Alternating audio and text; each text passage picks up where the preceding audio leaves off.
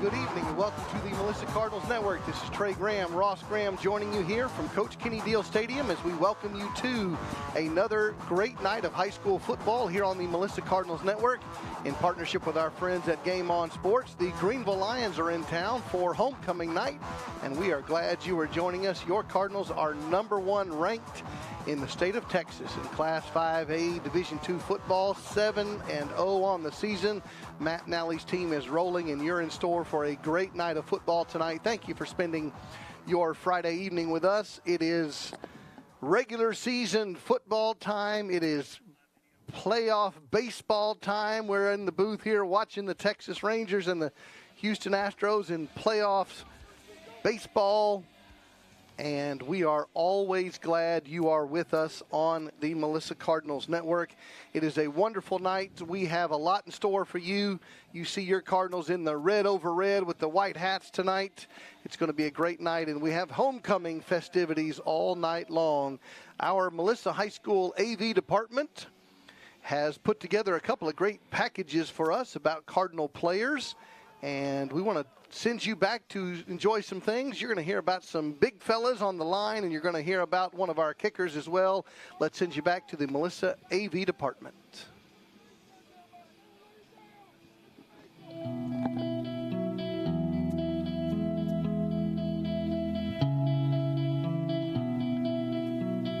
Juniors Ryder Slayton and Grayson Spann, two of the Cardinals' starting offensive linemen, didn't start out in the trenches. So for both of them, they both had a tremendous growth spurt. Ryder was 5'11" in the 8th grade, and Grayson was 6 foot tall, and they're now 6'7" and 6'5". I played tight end for 7th grade year, or 1 year, wide receiver for 1 year in 8th grade, and tight end for half of the year in 9th grade. I played quarterback 7th grade year, 8th grade year, all of my 9th grade year. I wasn't always the fastest player on the field. As little kids, everyone runs and throws and catches, but now they have to come learn something completely different and something that's completely unnatural to them they've never done before. They bought into that early. It was the coach's idea, but I mean, I love the job. They saw my frame and they just thought that I could gain some weight and be a huge help on the line. We explained it to them, this is what we see for you physically down the road and what you're going to, grow into and be able to do. So one, they just trusted the plan that we had for them. I just like the different style of football it is in the trenches, just different footwork. I mean, just different style of football. Playing wide receiver, if you run the wrong route, you can kind of hide that. If you give up a sack, everyone in the stadium knows it was you. They're not big, sloppy kids who don't move well. They're both so smart. They understand alignments and techniques and what defenses are trying to do. Benefit my future because I can play at a collegiate level, because in 8th grade I was 3rd string receiver. I didn't get to the field much. So I couldn't be more proud of them because not everyone's willing to, make that change.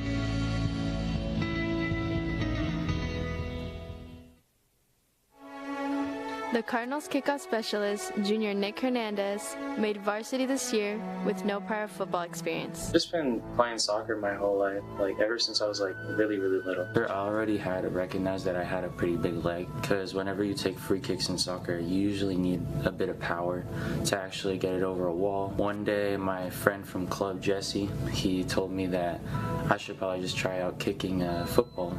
I actually saw Nick play in a soccer game last year, and he looked like a linebacker. Just this big, bulky kid, and kind of had this monster leg on him. I ended up being pretty good at it, and so I just gave it a shot, and now I'm here. He can boom it.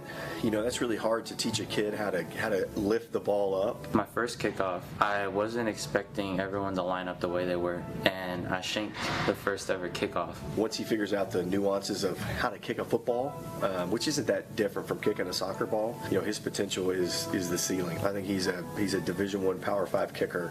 I think he has that ability.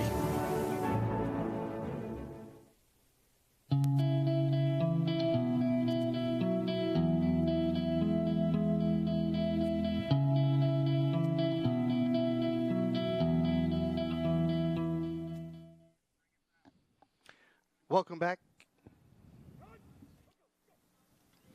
Welcome back to our booth here at Coach Kenny Deal Stadium. Again, this is Trey Graham and Ross Graham. You're joining us on the Melissa Cardinals Network. Randy Craman and the fine staff of the Melissa High School AV department has put together a tremendous staff of students who are working at learning all the features of a broadcast, the cameras, the editing, the sound, the video, all of those things. And so it's a great privilege for Game On Sports to be the mentors for the folks at Melissa High School. We are so glad you are joining us tonight. As we mentioned earlier, it is homecoming night. The Cardinals are 7-0. They are undefeated on the season. They're having a tremendous year, 4-0 in the district, taking on the Greenville Lions tonight, who are 3-4 on the season, 2-2 overall. We'll tell you all about the district standings and the matchups tonight in our district as we get through this pregame show, heading toward a 7:30 kickoff. We also have produced for you a pregame show with Matt Nally, also in partnership with the Melissa AV department. So let's go back and watch our Matt Nally show.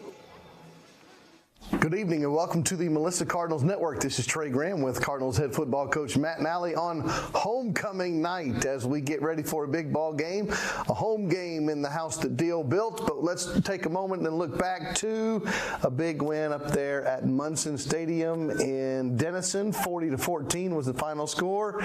You said you'd never played at Munson Stadium before, and now you come out with a win. A good week last week.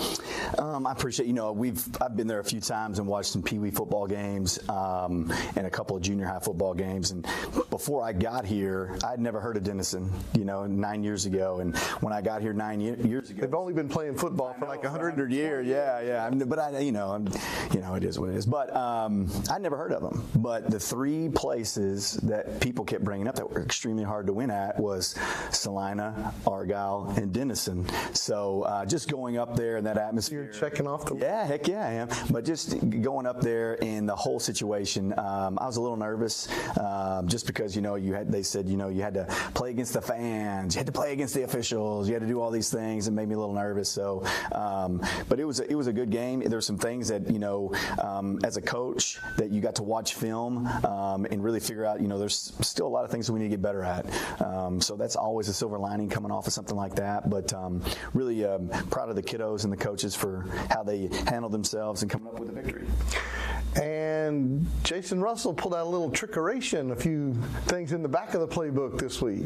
He did. The thing about him is he's very innovative, and that's the thing that I wish I could go back in time as an OC and be a little bit more innovative, be a little bit more fun.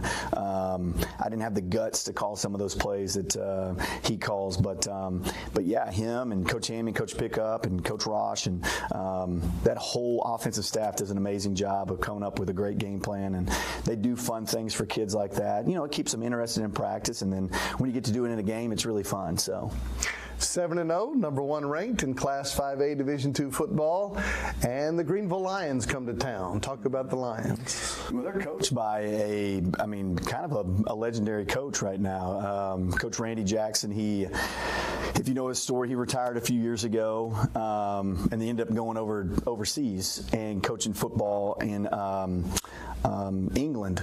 So he was over there, and he won a championship over there, and came back and was just kind of relaxing. And Greenville called him up and said, "Hey, man, would you come and coach us this year?" And so he's done an unbelievable job. They've got a really good football team. They're coached very well, so it'll be a fun game Friday night. And I think I ask you this every year, but homecoming stuff, parades and pregame and dance and all the stuff. Yeah, so as a coach, it's probably the second worst weekday of the year. It's picture day and homecoming, and but as a fan, as a parent, it's so fun. It's fun to watch the kids walk around and dress up and things like that. And I think there's just an extra energy level that's going on. But as a coach, I hate it. So how do you, well, let's be frank with the audience, okay?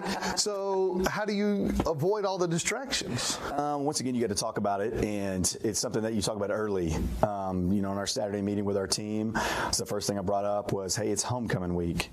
There's a lot of things that go on, and then our Sunday meetings with our coaching staff, it's the same thing. It's homecoming week, and a lot of these guys have done this for a long time. And, you try to not make it like a cliche, like, oh, it's homecoming homecoming week, and people are like, "Oh, you guys, oh no, You're overreacting. Yeah, it is no overreaction.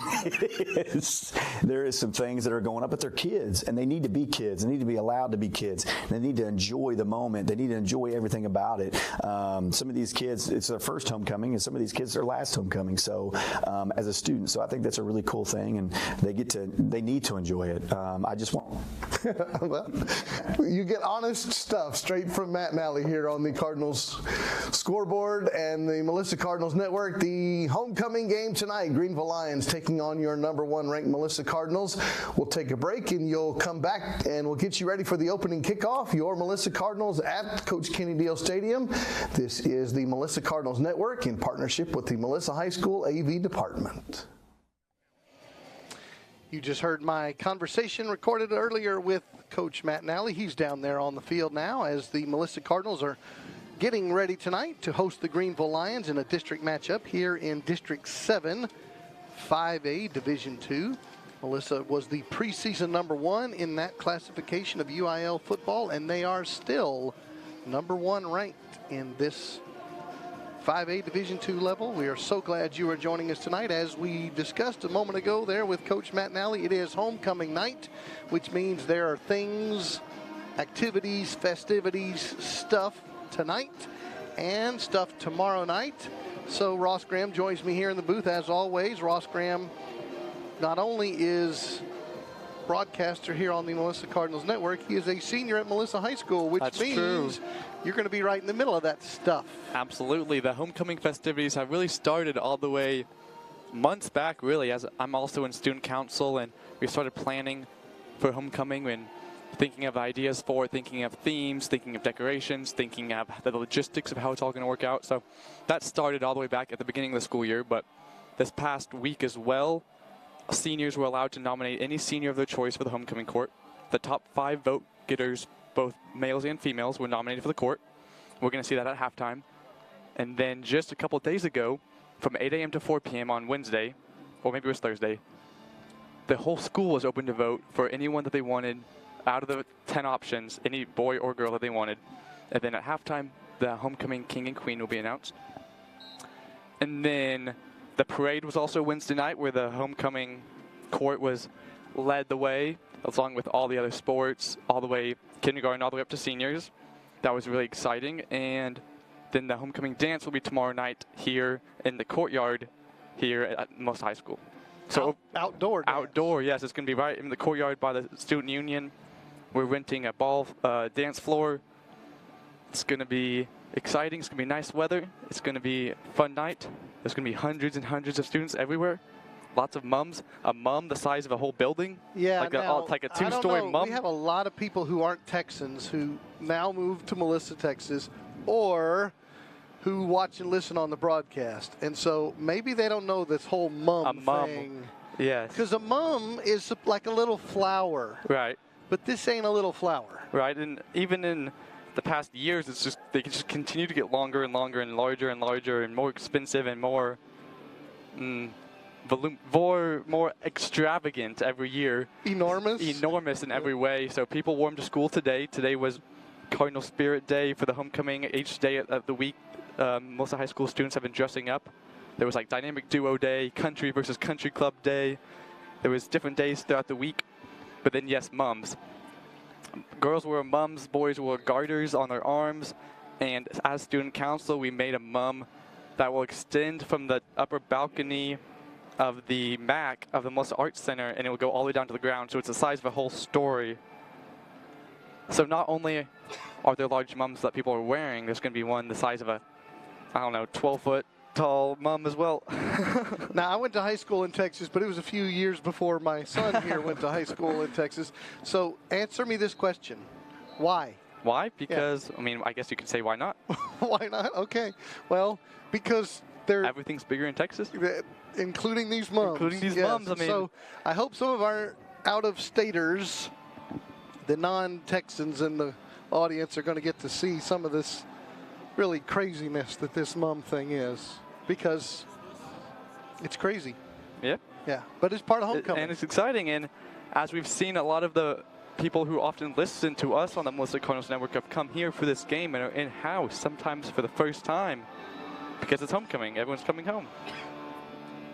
We were down on the field just a few minutes ago and met some of the folks who were here in Texas and at Coach Kenny Deal Stadium for the very first time. They're regular listeners and viewers of the Melissa Cardinals Network. And so, yes, we've got some folks who have never been to Estadio de Deal before. We've got folks who've never seen this homecoming mum craziness before. So at halftime, we'll hear the winner.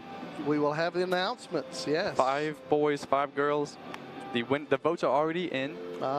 It's concealed, though. Okay, so the homecoming halftime. king and the homecoming queen will be introduced at halftime tonight.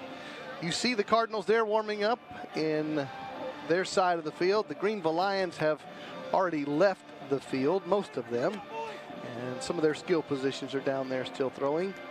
The Cardinals, of course, led by head football coach Matt Nally. Randy Jackson is the head football coach of the Greenville Lions. And if you watch our Cardinal scoreboard show, which of course you want to do every week, on YouTube, you need to subscribe to Melissa ISD so you can watch our Cardinal scoreboard show. We film every Monday night at 5:30 p.m. at the Dugout Sports Grill, just right across the way over there. But if you were watching this week's program, you would hear that Matt Nally said that Coach Randy Jackson was a mentor to him, that he is an older coach, maybe a generation ahead of Matt Nally, and Matt would call, as a young coach, a number of different mentors to get ideas on offense, defense, special teams, all kinds of things. And the Coach Jackson, as Matt would call, was very gracious to give him time and mentor him. And coaching is a fraternity, and we hang around with a lot of the coaches, and we know this. And you want to beat the guy every Friday night, but the rest of the week you're friends and colleagues, and you share ideas. And so it's a whole network of coaches. It very much is. That's what he said about the Argyle coach. He says that about the Lovejoy coach. That's true. Yeah. So Matt was mentioning that Coach Jackson, who will be on the opponent's sideline tonight, really is a mentor to him. This is the Melissa Cardinals Network, our 16th year of broadcasting Melissa Cardinals football and other sports here. We have a lot of wonderful sponsors all through this game that we'll be sharing with you. We're so glad and thankful for all of our sponsors who help us bring you this broadcast. So, Ross, talk about our first sponsor of the night. Discover the difference that comes from a financial partner committed to building better tomorrows. Management. I'm Scott Birmingham, Senior Vice President with Baird Private Wealth. As a provider of trusted financial services for the past 28 years, I am committed to making the future brighter for my clients and for our community. That's why I support local organizations like the Melissa Booster Club and the Melissa Cardinals, because I care about Melissa. Discover the Baird Difference at BairdDifference.com. Thank you to all of our wonderful sponsors. I see Grant James has made his way down the hallway. I assume that's because the Brownies are here. Yes. So Grant James is here in our booth. He's got to go back to work and push buttons and actually square away the other Mr. James down there. That's his key responsibility. His business card says square away George. That's his job, Monday through Friday and Saturdays and Sundays as well. We do welcome you back here to Coach Kenny Deal Stadium. We were on the road a week ago up Highway 75 in Denison, Texas. It's always nice to be home. It's always nice to meet folks who are here for the very first time, and all of them do what they all do, which is to walk in and ooh and ah at the beauty of the place. What a wonderful facility that we have, and we're so honored to be here and to bring you this broadcast tonight in partnership with our friends at Game On Sports. We told you it's regular season high school football. It's playoff baseball. And Rangers are leading in the bottom of the 8th inning. Ross, in football, we talk about extracurricular activity. There's been some extracurricular in the baseball world tonight as well. Some disputes over throwing and hitting batsmen and all kinds of things. So there's been some extracurricular on the baseball diamond. Hopefully we won't have that here on the football field. The Cardinals were victorious a week ago over the Denison Yellow Jackets. The score was 40-14, and that was Melissa's 21st consecutive district win. That took the Cardinals on the season to a 7-0 record. which ties the best season start in school history. It tied the 2018 as the best start ever. So one of the things we're going to be watching for tonight to see if the Cardinals set a school record, and we'll talk about that in our keys to the game. We have always the ideas of what we think the Cardinals need to do to get ready for tonight's broadcast and in a ball game to be successful. So we have our keys to the game. The first one is enjoy homecoming. Ross just described that for you. The craziness that is the mums, all the dance, all the activities, all the dress-up days. Enjoy homecoming. Number 2 on that list, stop number 13. Yes, number 13 is their quarterback, Anthony Johnson. He is big. He has a strong arm. He likes to run the ball a lot. The Cardinals are going to see Johnson run the ball on intentional design runs, as well as scrambling and improvising on plays whenever there's no options open down the field. So a key for the Cardinals defense and a key for the Cardinals to succeed tonight is going to be to stop Johnson both in the air and as a rusher. And the last one you see there set the record, as I was just saying. The Cardinals, with a win tonight, will go to 8-0 on the year and set a school record for the best season start in school history. 2008, they went 7-0, and that's where they are tonight. So let's hope we go home with a school record tonight. Back in 2008, who did they face in Game 8? And the answer is? The Gunner Tigers. The Gunner Tigers. What was the score? In 2008? The answer is? 9-7. 9-7. The Gunner Tigers ended the Cardinals' perfect season back in 2008. Yes, and it's definitely not because I looked at the history books. I was definitely in person, you know. Yes. You mean as a toddler, you know. You mean this Word document that I've got right over here? No. Okay. All right, last week in the victory over Denison, their 21st consecutive victory, Nate Adejokin was our offensive player of the game. Had 3 touchdowns on the ground. Hayden Solomon, the big nose guard, was our defensive player of the game. The Cardinals are averaging 468 yards per game. It's about 52-47 pass. And very balanced offense. They're averaging 52.5 points per game. They're allowing 18.5 points per game. So the average score this season in 7 football games is 52-18. That's going to win you a lot of games. That is true. That's very good. It's hard to lose ball games whenever you win by that much on average. The Lions last week, when the Cardinals were having the victory over Denison, Greenville defeated Mesquite Poteet 48-16. Also last week at the end of the ball game, we were looking at scores from other games around the area, and we were noticing a lot of huge margins, a lot of blowouts last week. 2 of them to note. Lovejoy defeated Crandall in our district 76-0. And those Gunner Tigers we just mentioned defeated the Howell Bulldogs 82-0 a week ago. 82 is a lot of points. That's a lot of touchdowns. That's a lot of points. Last season was the first time these 2 teams have ever played one another in varsity football. Melissa was victorious by a score of 49-27. So the all-time series 1-0 in favor of your Cardinals. So we mentioned the 2 of the 4 games last week in our district. Melissa defeating Denison and Greenville defeating Poteet, but also in our district from a week ago, we had Terrell defeating Princeton 42-8. And then I mentioned to you the Lovejoy domination of the Crandall Pirates 76-0. Meaning our district standings as we come into the 8th game of the season tonight. Your Cardinals are ranked number 1 in the state. They're ranked number 1 in the district. 7-0 overall, 4-0 in the district. Lovejoy 6-1, also undefeated in the district. And everybody's looking 2 weeks from now what could be a district championship game here at Coach Kenny Deal Stadium. Terrell 5-2, 2-2 in the district. Crandall 4-3, 2-2. These Greenville Lions, our opponent tonight, 3-4, 2-2. So really, you're looking at those 5 teams probably fighting for the 4 playoff spots. Those top 2, you assume, are clinched for the playoffs. So Terrell, Crandall, and Greenville are 3 teams fighting for the 3rd and 4th seeds. 4 teams out of our district will make the playoffs. You see the Denison Yellow Jackets, last week's opponent, 3-4, 1-3 in the district. Princeton Panthers, our opponent next week on the road over there at Hendrick Stadium. 1-6, 1-3 in the district. That's where we will be on the Melissa Cardinals Network next Friday in Princeton. And Mesquite Poteet having a tough go this year. They're winless on the season. Those are the standings in District 7, 5A, Division 2. The Cardinals have scored 368 points on the year. We mentioned 52 a game. They've only allowed 131 on the year. That's those 18 a game. So Cardinals have outscored their opponents by 237 points in 7 ball games. That's a lot of points. And the key game, I think, in the district that is going to go on tonight, because Lovejoy is going to be facing Poteet and we're facing Greenville. I do not anticipate either of those games to be super close. But the game that we will be watching very closely is Terrell versus Crandall. A year ago, Crandall was the 3rd team. Terrell was the 4th team in the district because Crandall beat Terrell in the head-to-head.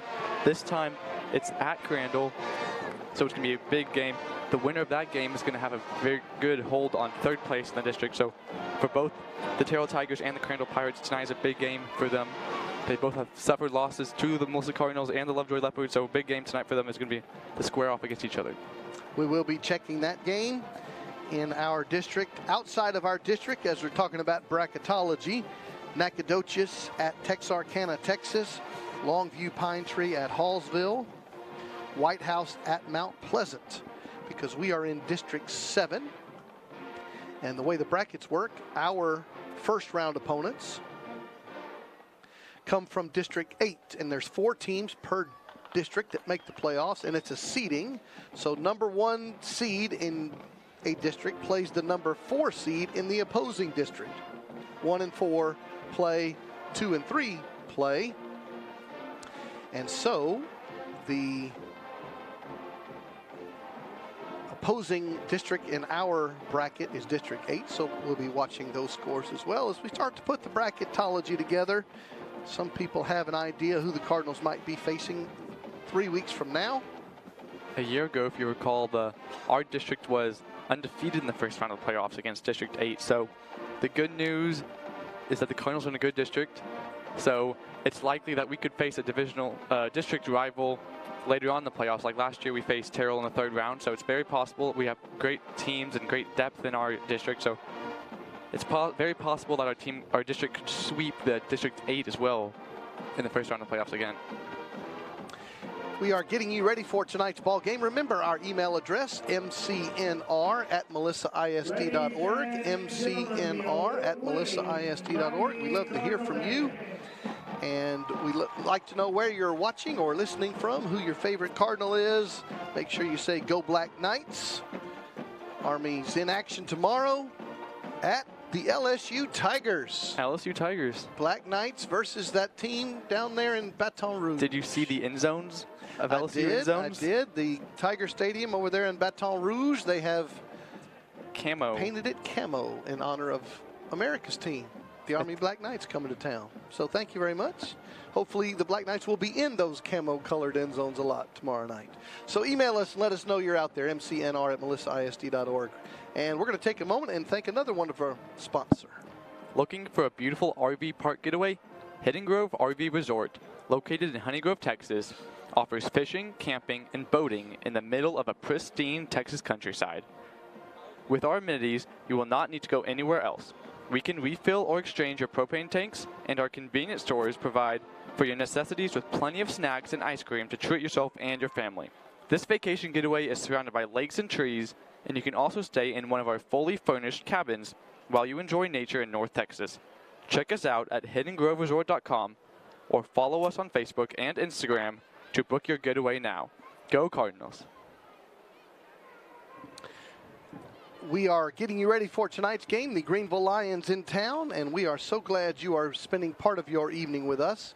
And Ross, go ahead and take a moment and look over that Greenville roster and tell some of the fans who they'll be hearing about tonight. Yes, so as we had already mentioned, their starting quarterback is number 13, Anthony Johnson. He's a senior quarterback listed at 6'3", 220 pounds on this roster. So he's very big. You're going to expect to see a lot of him in the passing it and also running it more than any quarterback we've really seen so far, aside from maybe Terrell, just because of how often they run the ball. But another star player you're going to hear about is number 10 wide receiver, Dadrian Payton.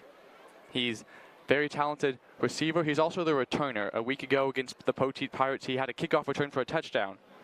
So Peyton's not only a weapon on their offensive side, but also in their special teams. So Cardinal fans will hear about Mr. Peyton and Mr. Johnson all night long. On the defensive side, Daniel Rainier, number 8, there's their star defensive back. And their starting running back you're going to hear a lot about is going to be Jaden Johnson, junior, number 23. So on both sides of the ball, they have star players you're going to hear about a lot, and as well in the special teams game. So the Cardinals have a difficult opponent in front of them tonight, but I know Coach Russell, Coach Hemsley, Coach Nally, and the whole coaching staff has scouted them well and is prepared for them, and it's going to be a great night for the Cardinals. We are looking forward to tonight's game. It is the 8th game of the year. We do have 2 regular season games remaining, as we've mentioned, at Princeton next week, and then a Thursday night affair at home here in the regular season finale in what we assume will be the district championship game on Thursday, November the 2nd. The Lovejoy Leopards will be here. Both teams should be undefeated in the district when that affair happens on Thursday, November the 2nd. And then the Cardinals will start their playoff games the following week on the 9th or 10th or 11th possibly. We assume it will be Friday night, November the 10th. And no, we do not know the opponent yet, but we have some ideas as we play the bracketology games. So your Cardinals have won 21 consecutive district games and looking for another district championship if they can take care of business tonight and in the remaining 2 ball games. There's a lot of interesting college football around the area tomorrow. Of course, we already mentioned Army and LSU. Also, Dallas Cowboys have a week off, and that's why Dak Prescott's spending his afternoon over there at the ballpark watching the Rangers play the Astros. So, Ross Graham, I'll continue to ask our listeners, mcnr@melissaisd.org, to tell me which Cowboys team is it? Is it the good team that wins the games? Is it the sorry team who looks really sorry when they lose the games? I don't know which Cowboys team it is. Do you have an opinion? I do think that it was interesting to watch last week against the Chargers because we got to see Coach McCarthy go up against Kellen Moore. The former offensive coordinator, former quarterback for the Cowboys, is now the offensive coordinator for the Chargers. So that was intriguing to watch. We did get to see the Cowboys defeat the Chargers. We did get to see Micah Parsons have a key sack there late in the game. So the Cowboys have shown signs of both a great team and a less than great team. You mean a sorry team? A sorry team, yes. So they've showed great. Well, which one are they? Which one are they? I don't know. They're both. And are they better with or without Kellen Moore? And that's what's so frustrating for a Cowboy fan. They're both. Because now Mike McCarthy's calling the plays. Are they better now? Because I think people would agree the play calling is more conservative. So as you've seen, Zach's not throwing as many interceptions, but they don't have as many big plays either. Do they miss Zeke Elliott? I don't know. Tony Pollard's top 10 in the NFL in rush yards, though. And I know our man number 88. Better to have both of them. CeeDee Lamb, our man number 88, is going to ask for some more. And he got it. Receptions. He got it this past week. But were they better off with Pollard and Zeke? Were they better off with both? Yes. It depends. I think it's good to have Zeke on your roster, but if you're looking at a general manager standpoint, the amount of money you would have to pay for Zeke, I don't think it would have been worth it. Okay. Well. But in the passing game, as a pass blocker, I think Ezekiel Elliott had a significant step up over than Pollard. But I will admit, I think Pollard has improved in that pass blocking game. So I think right now, I think they made the right choice. I mean, Ezekiel Elliott had decline in yards per game every single year of his career. Sure. And there's no question he's not the same running back he was in 2016, his rookie year. Well, and as you say, it was a financial decision. It was a contract renewal opportunity, and what Zeke wanted to get paid, Jerry couldn't afford to pay him, and we understand that. It's just frustrating if you're a Cowboys fan. Are they the very, very good team, or are they the sorry team? And the answer is they're both, and that's what's frustrating. So if you're a Cardinals football fan and you've got the remedy for the Cowboys, you can send it in to us and we'll pass it along over there to Jerry World. Your Cardinals are huddling up, as you can see, finishing up their pregame warm-ups. They'll be heading off the field here in just a few moments as we get ready for the opening kickoff tonight on homecoming night. And the Greenville Lions are the visiting team tonight. They are also down on the field finishing up their pregame activities. There's big Nigel Smith. Speaking of Boomer Sooner, there's Lincoln Dunn, number 1. That's Nigel, number 2. See all kinds of Cardinal fans walking off the field. That was Brantley, number 14. There's Carson Maynard, number 9. Heading back into the Melissa Cardinals Championship Center and their locker room on the north side of Coach Kenny Deal Stadium. We do welcome all the folks who are here at the stadium for the very first time. We met some of those down on the field. And Coach Kenny Deal Stadium holds 10,000 people, 6,000 on the home side and 4,000 on the visiting side. Artificial surface here and a beautiful facility that we are always so happy to bring our friends to. It's the 9th inning in Arlington, and the Rangers and the Astros still battling it out. Game 5.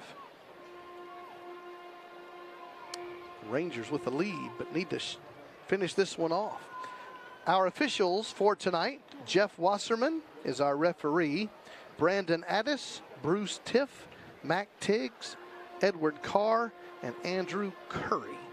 Those will be the officials that we will enjoy their work tonight. You see the folks in the Cardinals side of the stadium passing by on the home side.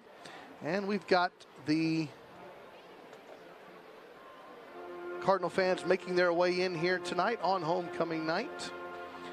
And there's a whole bunch of junior Cardinals on the north end zone as well. That's a lot of the coaches' families down there on that hill coming out of the championship center. We'll ask our camera folks to pan over to the beautiful scoreboard there on the south end zone and let you have a shot. Make sure, if you have not been here, to see the beautiful feature we have. The entire scoreboard holds a big, beautiful video screen with the opportunity for replays. They get to see your face and my face sometime down there, Ross. That's true. I mean, when you come to a game, there's our big scoreboard, thanking a lot of our wonderful sponsors. And so the amenities here at Coach Kenny Deal Stadium are just beautiful, and we're so glad to be in our new house and bienvenidos Estadio de Deal. We're going to take the chance to thank another wonderful sponsor that bring us the opportunity to deliver Melissa Cardinals football to you on the Melissa Cardinals Network. Redden Concrete is a longtime proud supporter of Melissa ISD. Located right here in Melissa, Texas, Redden Concrete can service any of your commercial concrete needs. Serving DFW since 2012, you can call us today for all of your commercial concrete needs. Call us at 972-547-6100. That's 972-547-6100, or visit our website at www.reddenconcrete.com to find out more information. Thank you to Redden Concrete and all of our wonderful sponsors. It's time to check a few of our emails. Our friends already checking in with us. Remember the address, mcnr@melissaisd.org. We have Richard Flatley checking in from Brookfield, Illinois. And there's a shout out to their granddaughter, Alexis Lakota, sophomore on the color guard. So Richard and Beth, our frequent emailers from Illinois. And our friend Leslie Reddick Farrell and Michael Farrell, they are here in the stadium. They normally join us in Victoria, Texas, but they are here celebrating homecoming. Go Army beat LSU, that says Leslie, because she's a really smart lady, and it's always wonderful to have our friends back here in Melissa, Texas. You ought to not tell her she wasn't the first emailer again. No, don't mention it. You better not let it go live. You know? Yeah, she usually is the first one out of the starting blocks, but she came in second for 2 weeks in a row. Wow. I mean, yeah. I mean, some people are, trying to really jump the start. They're jumping off sides. They want to be the first person. But still, they are the first in the house. That's true.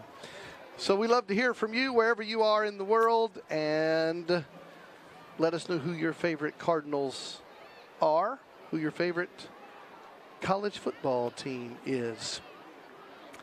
The officials are getting you ready for this ball game.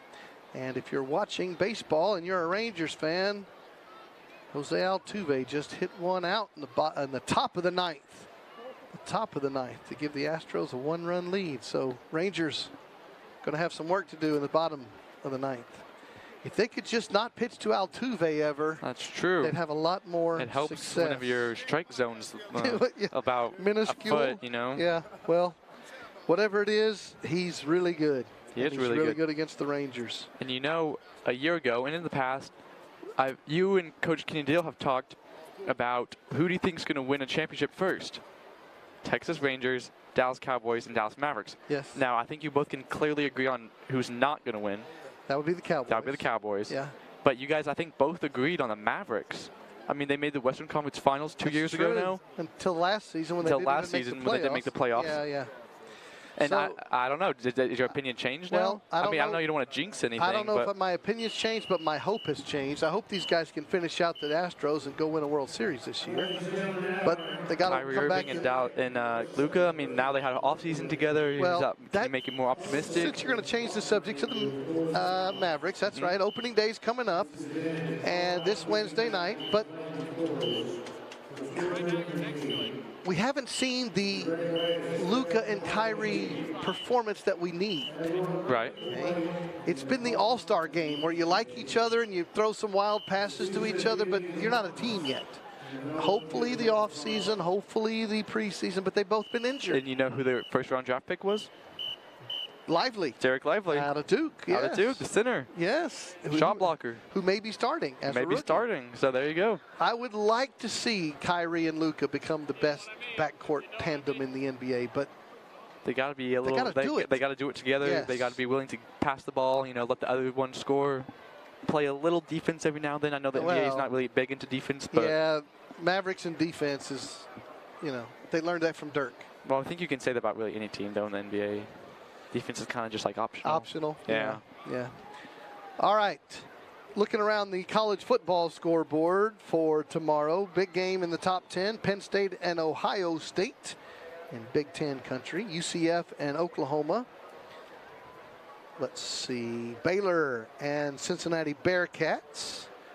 Washington State and Oregon. And then just to pause there, we have some Oregon news on the Melissa Cardinals Network. Our class of 2024 tight end Jackson Ford originally was committed to play tight end at Oregon and has now re-entered into the process of re-entered his commitment process. He has decommitted from Oregon, and so he's now open to searching for a new college. Now, that doesn't mean he won't go to Oregon. That's true. It doesn't mean he's not going to, but what happened was, I mean, there could have been many factors. Obviously, I'm not him, and there was two tight ends, two people who were ahead of him on the depth chart who they had thought was going to move on, who thought were going to transfer or go to the draft, and they didn't. So, I mean, I can see it as a smart move. I mean, you want to have your play, right? Yeah, it's a math problem. It's a math problem. If there's 3 or 4 people ahead of you, you got to look at the depth chart and see who's ahead of you. And so some Oregon news that Jackson Ford has decommitted a Cardinal senior football player. North Texas and Tulane play tomorrow. Pitt, Wake Forest. The Texas Longhorns ranked number 8 in the country, and the Houston Cougars in action. Texas Tech, BYU, TCU, Kansas State, Michigan, and Michigan State. Number 2 team, the Harbaugh Wolverines. Utah, USC, Clemson, Miami Hurricanes, out west, Arizona State, and number 5, Washington. So there's a lot of interesting football games going on. Is Penn State, Ohio State tomorrow? Penn State, Ohio State. Yes, sir. That's the game of the week, isn't it? Well, 2 top 7 teams. Yeah. Isn't it like 3, 3 Ohio and 7? State. Yep. Number 7, Penn State. That's right. I mean, except for Army LSU. Of course, Army LSU. Right. But we are taking you through our pregame show here on the Melissa Cardinals Network. The Cardinals coaches have made their way into the booth next to us. It's just about time to get you ready for the opening kickoff. It is a great night for football here. It's a beautiful night, and there's a great Cardinal fan filling up the home side And there's a whole bunch of people down on the field, Ross. What are all those folks down there? That's the student section filling in. He's got cheerleaders. The cheerleaders having a siesta down there, a little and there's a Melissa break. choir down there. But about that's to do what the we're national talking anthem. about. Yep, the Melissa High School choir will be. And then there's all the, of course, performing. the student athletic trainers. So we got red shirts aplenty all around here as we get ready. There's the Cardinal run-through tunnel, the home version of that, the permanent built-in version of the Cardinals run-through tunnel. As we said, the Cardinal band has made their way in. The cheerleaders are getting ready to go. The Cardinal choir is ready to go. Melissa band right there underneath the scoreboard in their dress uniforms, getting ready for their halftime performance. So there are just countless opportunities for students to participate. And Ross, we talked about this a few weeks ago. Dr. John Majors emailed in from Arkansas, but I want you to comment on it again. The fact that you estimate 90% of Melissa High School students participate in extracurriculars of some variety. Absolutely, I agree. And I'm not fully versed in the realm of all the UIL debates and the theaters and the band. And so my experience, my number is probably on the low end, actually. But from the sports standpoint, at least having 1 year, I'd say having done 1 year of extracurricular, I'd say it's 100%. I mean, I don't know anyone who hasn't. But I would say a solid 90–95% of all students are involved in extracurricular throughout their 4 years because there's just so many opportunities. There's something for everyone. That's what Melissa ISD has done a great job for a very long time. There's a spot for everyone. And I think that the Cardinal students have opportunities that not many other students at other schools have. So we are going to see a lot of those students in action tonight, from the choir to the cheerleaders to the band to the athletic trainers and the football players, of course. This is Trey Graham and Ross Graham joining you on the Melissa Cardinals Network. And we are so glad you are spending your Friday evening with us. If you're watching baseball, they've gone to the bottom of the ninth in Arlington. And the Rangers need a run to stay alive here. We welcome you back into the booth. My name is Trey, that's Ross. And John Graham is up there behind us on the stat board. And there's, boy, you can see us on TV behind our own heads. Look at that. There's, see, it's the Melissa Cardinals Network everywhere here at Coach Kenny Deal Stadium. It is a great night for football, and this is our 5th floor press box here. There are 5 levels of this press box. And there's no track, and Ross, that's something that we haven't commented on much, but that makes the layout of the stadium and the closeness of the fans different, having no track here. Yes, it really does, and it makes the whole atmosphere better, in my opinion, because the fans are able to be closer to the field, to be able to be more involved. The players can be more motivated and inspired by the fan participation, so I think it's great in many ways. I think it's great for the fans. I think it's great for the players, that they all get to be more involved with each other, more of a community feel. I think it's great. We are going to have the Mighty Cardinal Band play the school fight song down in the south end zone. And we'll be getting ready for the national anthem in just a moment.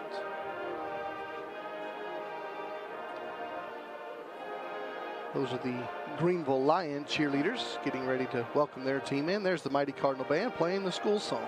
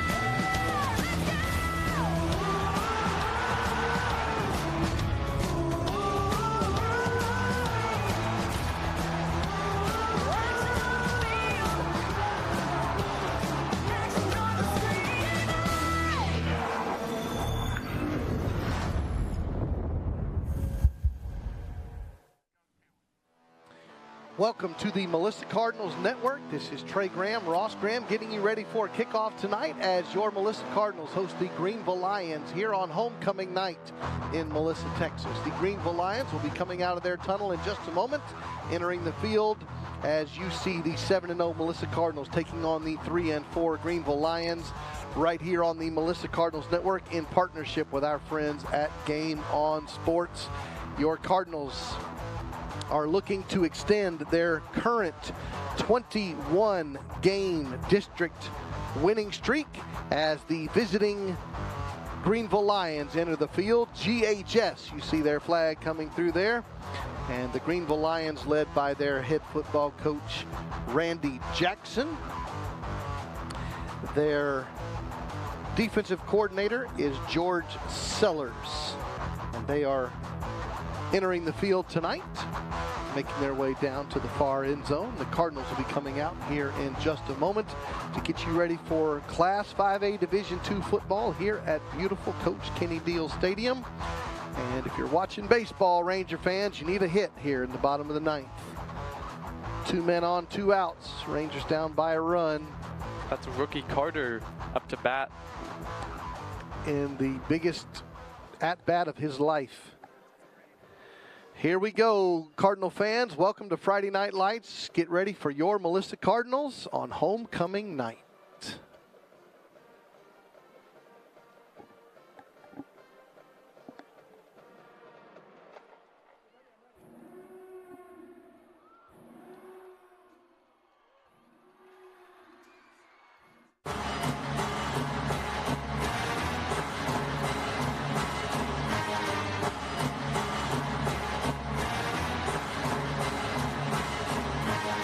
Above all else. Above all else, play with perfect effort.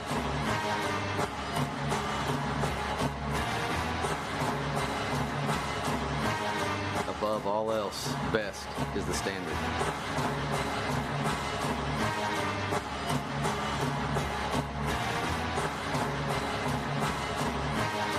Above all else, Love your brother. Above all else, win.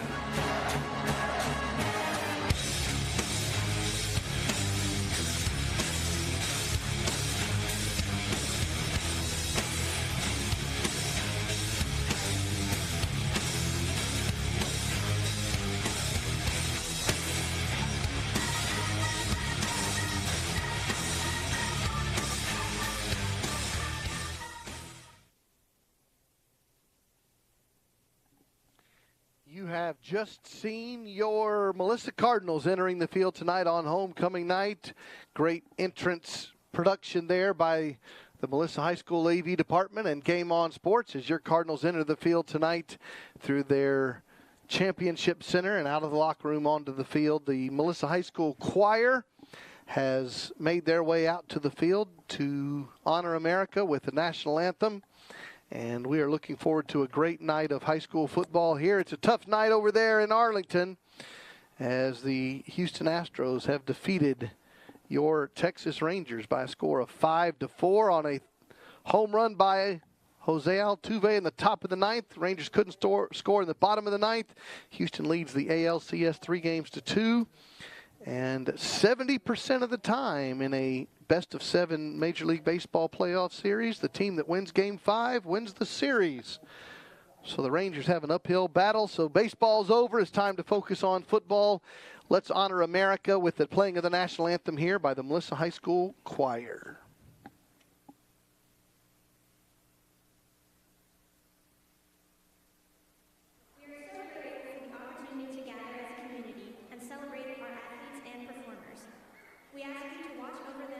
To bless them with safety and success, both on and off the field.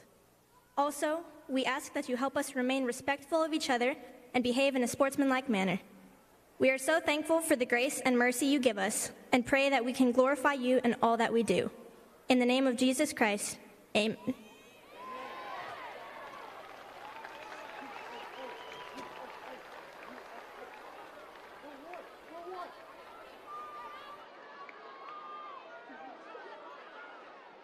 Oh, say, Canus see by the dawn's early light what so proudly we hailed at the twilight's last gleaming, whose broad stripes and bright stars through the perilous fight o'er the ramparts we watched were so gallantly streaming, and the rocket's red glare, the bombs bursting in air, gave proof through the night that our flag was still there. Oh, say does that star-spangled banner yet wave o'er the land of the free and the home of the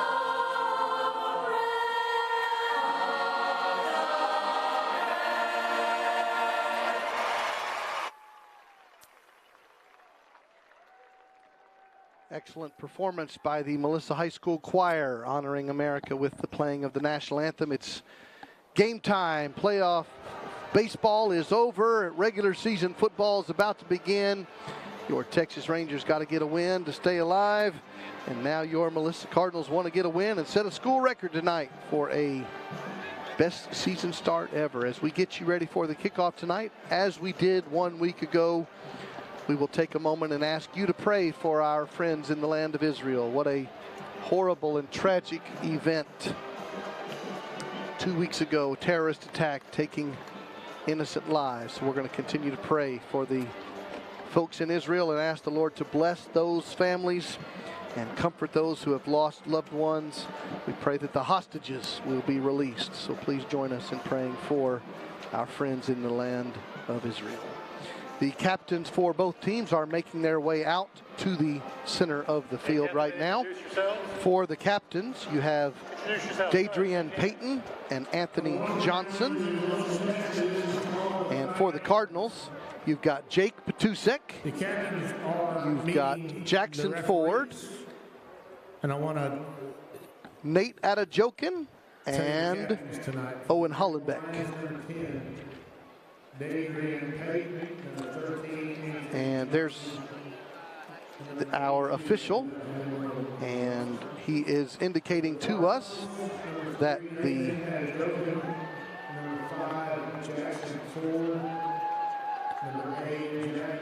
you see Mr. Patusek is on crutches tonight, serving as one of the captains. Greenville won the toss, selected to receive the ball and defend the north end zone. All right, Jim. So our referee tells us that Greenville Lions will receive the opening kickoff here in the first half. Cardinals will be on defense first. Melissa will be going right to left on your radio dial. Put 12 minutes on the clock, no score. We are getting you ready for Class 5A Division II football, the #1 ranked team in the state of Texas. Your Melissa Cardinals in action. It's a beautiful night. It's very calm, almost no wind out there. It's pretty warm for late October, 81 degrees, and the sun has gone down. No chance of rain, very little wind. Weather will not be a factor tonight as we get this action underway. Nicholas Hernandez, big number 80, will be kicking off for the Cardinals. If you were with us in a pregame show, saw a feature on Nicholas Hernandez. This is his first season playing football. And he's doing a great job as a kicker. And the Cardinals in the red jerseys, red pants, white helmets, and white numerals will kick the football off, put the ball on the 40-yard line on the tee. There's big Hernandez, number 80. And let's get the football. It is underway. It'll be a short kick. It's going to be a fair catch signal. The ball's on the ground. The Greenville Lions leave it alone. The Cardinals will grab it, and they will recover the loose ball. They are not able to advance it, but they pick up the easy pickup, and that was Jared Patusek on the bounce. and the Cardinals are going to get a freebie and start this game with great field position. That's the second time that's happened this season already for the Cardinals. That happened also in the China Spring game. Here's a replay of that instance. Nick kicked it to the right, pooched it, and then there was a miscommunication by the Greenville return team, and it was an easy. JR just caught it right in his hand off the bounce, and Cardinals have the ball at the 22 of the Greenville, and already 4 seconds into the game, they have a spot almost in the red zone. We thank Maria's Mexican Restaurant for being our replay sponsor here in the first quarter. After that turnover on the special teams, Coach Nally has to call timeout before the first play because of some substitution issues, and that's not going to make Coach Nally very happy to have to burn a timeout 4 seconds into the game, but that will give us a chance to thank another wonderful sponsor. Hey Melissa Cardinal fans, looking for the ultimate game day experience? Look no further than the Dugout Sports Grill, located at the Z-Plex in Melissa, right next to Coach Kenny Deal Stadium. We've got new management and a new menu at the one and only sports bar in town. Catch all the action on our 16 TV screens while savoring mouth-watering food. Whether you're looking to cheer on our Melissa Cardinals or your favorite college or pro team, we've got you covered. Your victory celebration starts here. Check out dugoutsportsgrill.com for more information. And join us on Monday evenings at 5:30 p.m. at the Dugout as we film the Cardinal Scoreboard Show. On 1st and 10 from the 22, Trevor Ham's going to throw it into the end zone. It's going to be caught for a touchdown. We have one play, and Cardinals are in the end zone. Carson Maynard from 22 yards out. That's his 12th touchdown reception already on the year. And that was one of the easiest throws and catches you'll see. The throw from Ham to Maynard, 22 yards out, one play and 6 points. And we're going to see the trifecta of kickers tonight. You've already seen Nicholas Hernandez and now Jordy Vasquez, senior number 17, on for this PAT. And Maynard, who just caught a touchdown, is the holder. And Jordy Vasquez's kick is up and good. And we've played 9 seconds of football, and the Cardinals have scored 7 points. A great start so far for the Cardinals. They capitalize on the miscommunication by Greenville. And mind you, the Greenville Pirates, not Greenville Pirates. Lions. Greenville Lions return team is great, as we'll see on this replay. Number 10, Peyton returned a kickoff for a touchdown last week. And here's that Trevor Ham touchdown pass to Carson Maynard in the end zone. Ham to Maynard is something we hear a lot. Yeah, we've said that a lot the last 2 seasons. Here's another replay from the higher angle. Fake it to Adejokin. Makes a little stop and go move. Throws it into the end zone. Touchdown, Cardinals. Thanks to Maria's Mexican Restaurant, again, for bringing us our replays. So Nick Hernandez will come back out here 9 seconds after his previous kickoff and kick it off again, and we'll see what kind of adjustments the Lions are making. There's not a single return man in the middle of the field, though. They do have a big open box, as Ross is saying. The players are outside the hashes all the way down. Same kick, and it's going to drop at the same spot and be fair caught near the 25, and the Lions will come out on offense for the first play from scrimmage, and that means the Cardinals D will be out on the field, led by their defensive coordinator, Nate Hemsley. And Nate Hemsley runs a 3-4 defensive alignment. D.K. Abrams, Hayden Solomon, and Nigel Smith up front. We'll get you the rest in a moment. 1st and 10 from the 25. Hand the ball off, going left, and about a 3-yard gain on the play. Linebackers, you've got Grayson Donahoe, Miles O'Neill, Micah Finan. Here comes a 2nd and 7 play.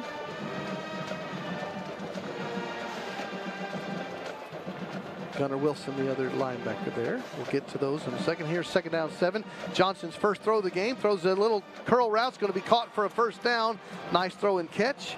And the tackle will be made there for the Cardinals by Rocky Dunn, one of the DBs tonight, along with Patusik, Christian Turner, and Dalton DeBabney at the other corner spot. Lions quickly to the line of scrimmage, 1st and 10 at their own 45-yard line. It's a high snap. Johnson pulls it down, hands the ball off, and they'll give him a single yard on the carry. 1 minute into the game, Melissa leads 7-0 on a special teams miscue by the Lions and a touchdown pass from Trevor Ham to Carson Maynard. 2nd down, long 8. Johnson, number 13, throws the ball again. Little curl route again. It's going to be caught. It's going to be short of the sticks. And the tackle there was by DeBabney. The catch was made by Dadrian Payton, one of the leading receivers for the Lions. 3rd and 2 coming up. No huddle offense here. They try to get the Cardinals to jump. They do not. Johnson will keep the football, and he's going to push the pile and be stopped short of the sticks. 4th down and decision time for Randy Jackson. 4th down and 1. And the Greenville Lions send in their version of the jumbo package. Going to go for it on the plus 46-yard line. 9:50 to go. Gunnar Wilson and Nigel Smith on that last tackle. Anthony Johnson, their quarterback's in the shotgun on 4th and 1. He looks over there to the far side for a play call.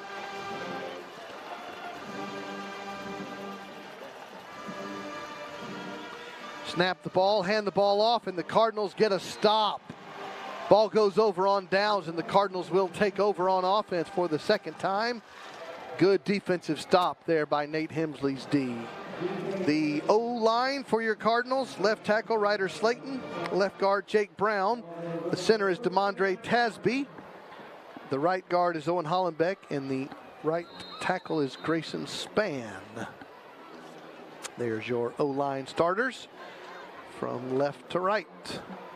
And Trevor Ham comes back out on the field. He already has a touchdown pass. We've played 2.5 minutes. Cardinals have it at their own 47-yard line on the right hash. Trips left. And Ham is going to fake the handoff, throw it out there to Jackson Ford, who stiff arms the first guy, drags the second guy, and he's pushed out of bounds at the 46. Spotted at the 45. It's going to be 2nd down and 2.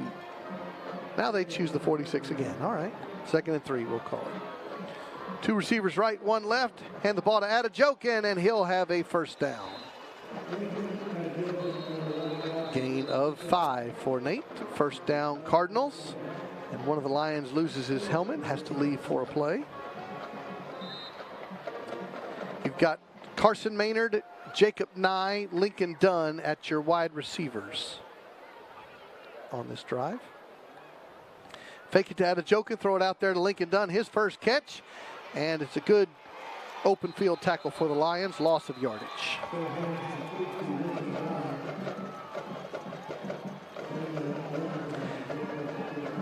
We've played over 3 minutes, and we're at 8:40 to go in the quarter. Cardinals now have a 2nd down and 14. Carson Maynard is alone on the bottom of your screen. And we have flags on the play. Our first time to hear Mr. Wasserman. On the offense, number 77, 5-yard penalty, still 2nd down. So the Cardinals have 2nd down and 19 now. After the 5-yard walk-off, put the ball at the midfield stripe. Again, trips left would be Nye, Maynard, and Dunn.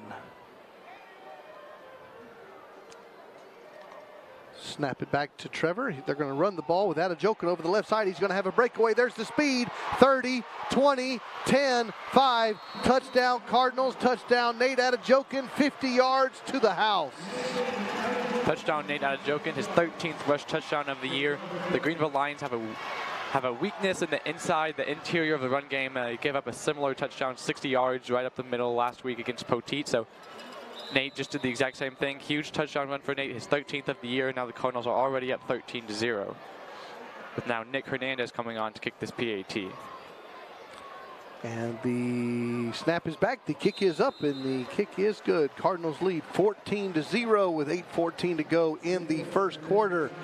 The 7-0 Cardinals putting it on the 3-4 Lions.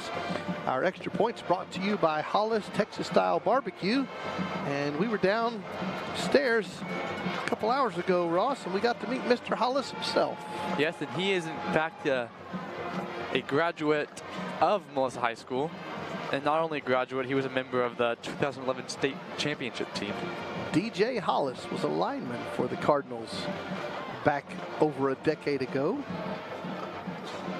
Melissa High School class of 2012. And now, Mr. Hollis himself served us some barbecue earlier tonight. So thank you to Hollis Barbecue for being our replay sponsor.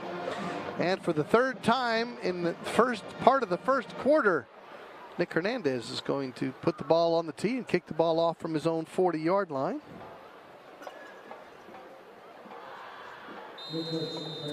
Here comes the ball on the tee, the 40. Cardinals with a 2-touchdown lead. See if we have the same play. And this one's going to be short and fair caught by the Lions, and they're going to try this again. The Cardinals coaching staff to the right of us in the booth next to us, they were upset because the last time, as I mentioned, there was no returners in the middle of the field and we kicked it to the sideline. So this time they did that, but Greenville was there in time and they caught it. So they were hoping that it was going to drop just like a nice, easy bounce again. They were hoping to pick it up again, but good job at adjusting by the Lions. They'll take over 1st and 10 at their own 28-yard line. Splits to both sides. Anthony Johnson in the shotgun against Nate Hemsley's defense. Hand the ball going left and going nowhere on the play. Bring up 2nd down. Nice job there by Colin Craig on that tackle. 2nd down, 10 coming up. Under 8 minutes to go in this quarter. We are so glad you are joining us tonight. Johnson has receivers to both sides, looks to the far sideline for the play call. We're going to get to your emails in just a moment. Drop back, sets up, now he has pressure, and he's going to be sacked by Nigel Smith. Will bring up 3rd down and long. Our email address, as you know, mcnr@melissaisd.org. Would love to hear from you. Got lots of folks who have checked in already. Love to hear from you. mcnr@melissaisd.org. Substitutions by the Lions as they get ready for a 3rd down and 13 play. Ball spotted at their own 25-yard line.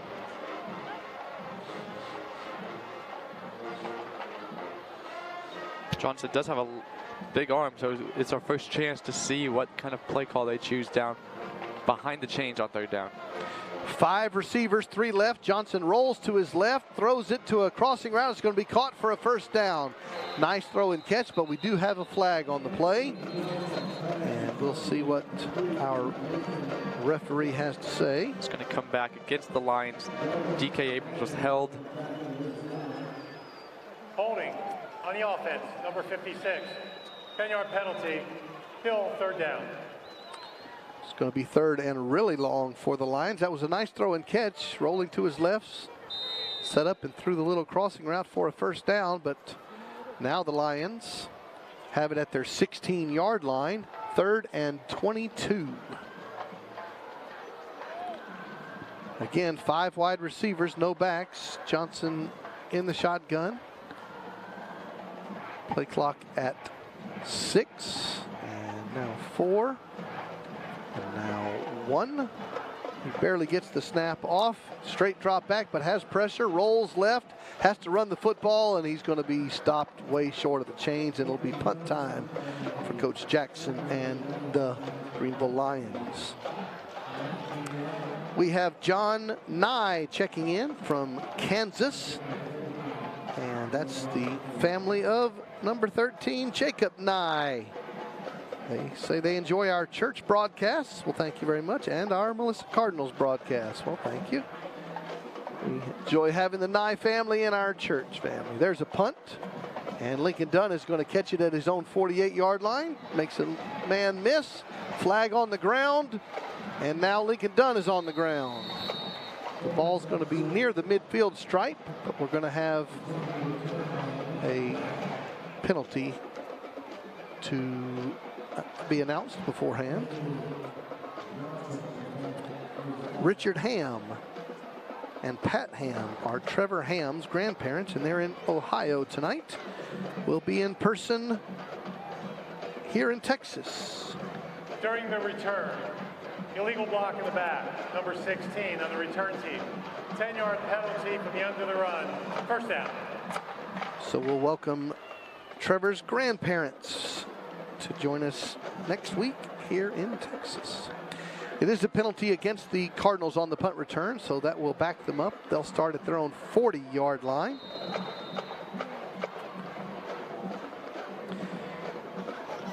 Two receivers to the right side. Now a man in motion is Lincoln Dunn on first down. And Ham's going to throw the football. Has a lot of time. Throws a deep post route to Carson Maynard. And it's tipped away. Good defensive play for the Greenville Lions by Daniel Renner, one of their best DBs. And just a bit underthrown. And he was able to catch up with Carson and tip it away. That was a good route by Carson. He had a step on the defender, even though he was double teamed, but just slightly underthrown. Now Cody Scanlon's going to check into the game. All right, second down and 10 after the incomplete pass. Two receivers left in a stack, and they're going to hand the ball to Adejokun, who has a touchdown run already, but he's going to lose a yard on this carry.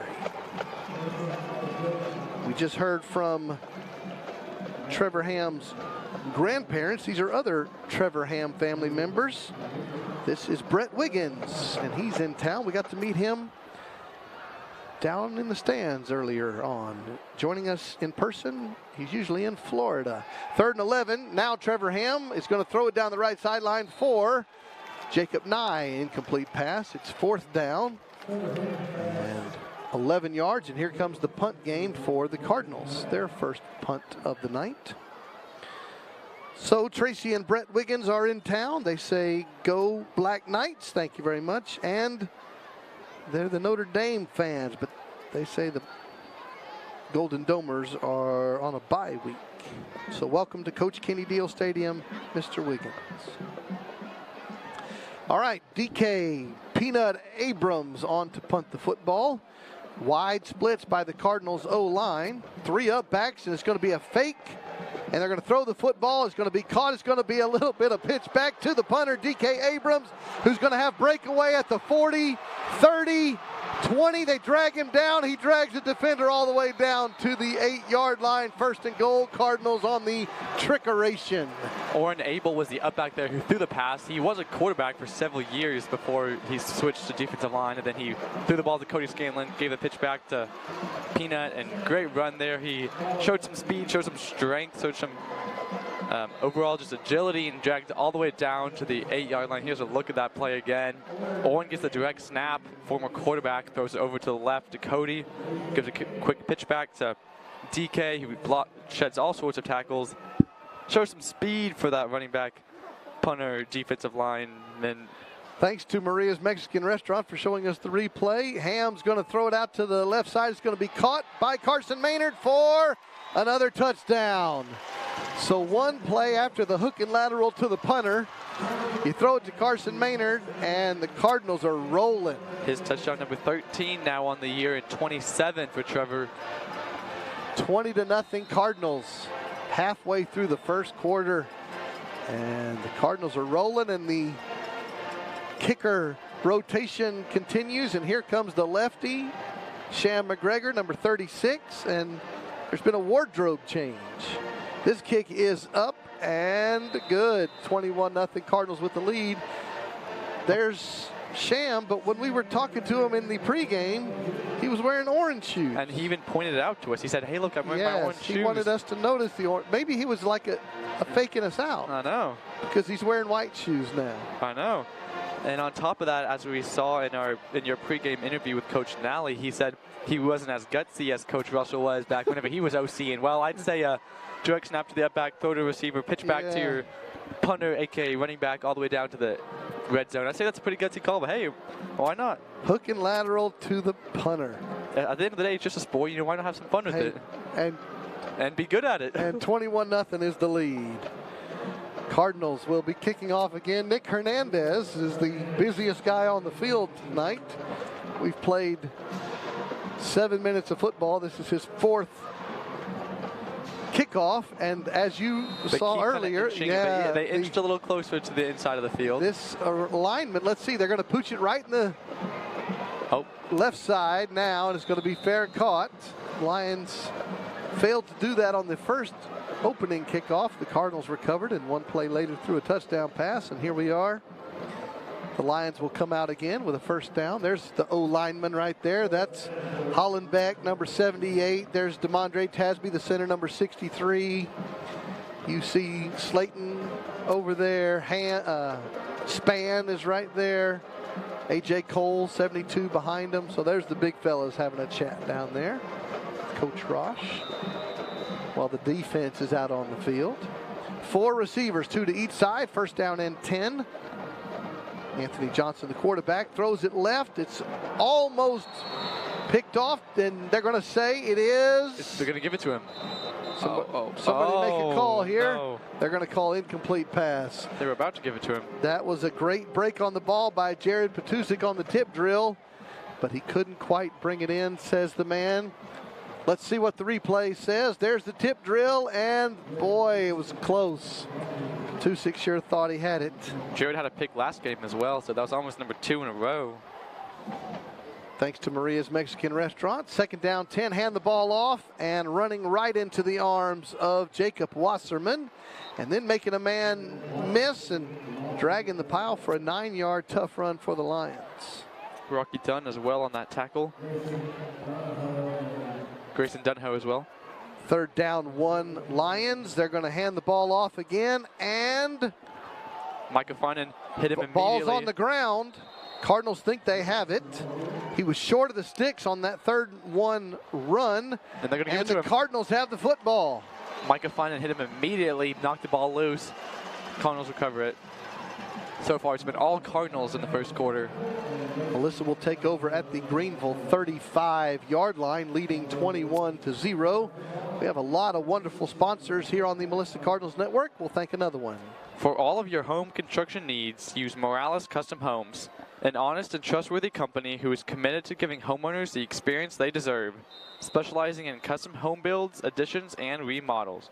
For your next project, call Victor Morales, your locally trusted builder, at 806-626-2045. Thank you to Mr. Morales. Cardinals quickly to the line. They hand the ball off to Nate Adejokin going right. He'll pick up 5 yards to the 30-yard line. Cardinals already lead 21-0, and they are keeping the foot on the gas. Lincoln Dunn split left. 2 receivers split right. Jackson Ford wing back to the right. Trevor Ham in the shotgun on 2nd and 5. And give it to Nate again, our player of the week from last week's victory. And a gain of 2. Makes it 3rd down 3. Tyler Montgomery. Greenville Lions trying to say the ball came loose. And the officials say it is still Melissa football. And what that means is get up off the pile, everybody.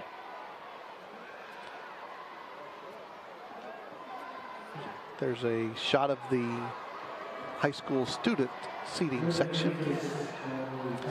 After all that, 3rd down 3 coming up. Cardinals have trips left to the wide side. Number 3 Adejokin stands next to Ham and takes the handoff from Ham. Makes a cut in the hole. He's going to have a first down. A flag comes in. He's taken down at the 23-yard line. Gain of 5, but we're going to have a call against the Cardinals offense, which will back him up. Holding on the offense, number 58. 10-yard penalty. 3rd down. Cardinals go from 3rd and short to 3rd and long. Here's a replay. And there's a whole bunch of jersey grabbing going on. And the Cardinals are going to be called for holding on that play. Here comes 3rd down 13. Ham trying to get them to jump, and there is movement and a flag.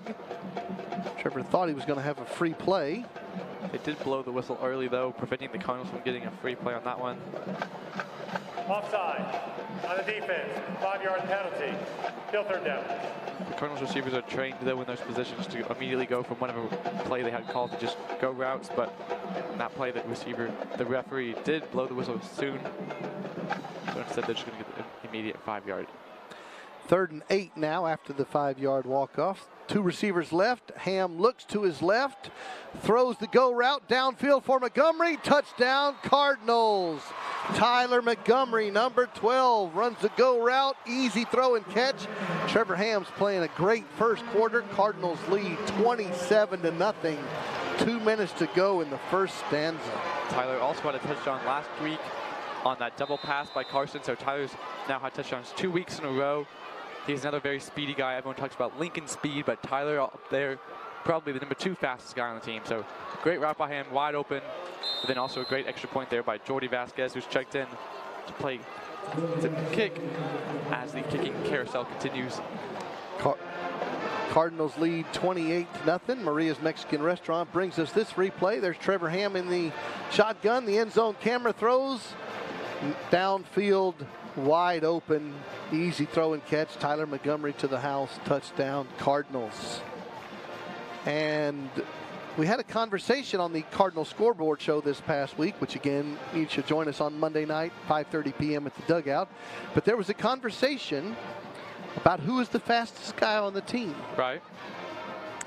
And there was a lot of nominations for Lincoln Dunn. Right. Nate Adejokin voted for Nate Adejokin. Right, of course. Yes. Understandably. And Coach Nally said there's the dark horse that you need to pay attention to. Okay.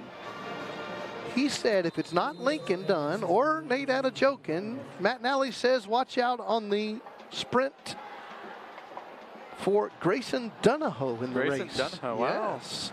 This is another short kick, and it's going to bounce on the ground to be fair caught by the Lions. Yes, Grayson Donahoe.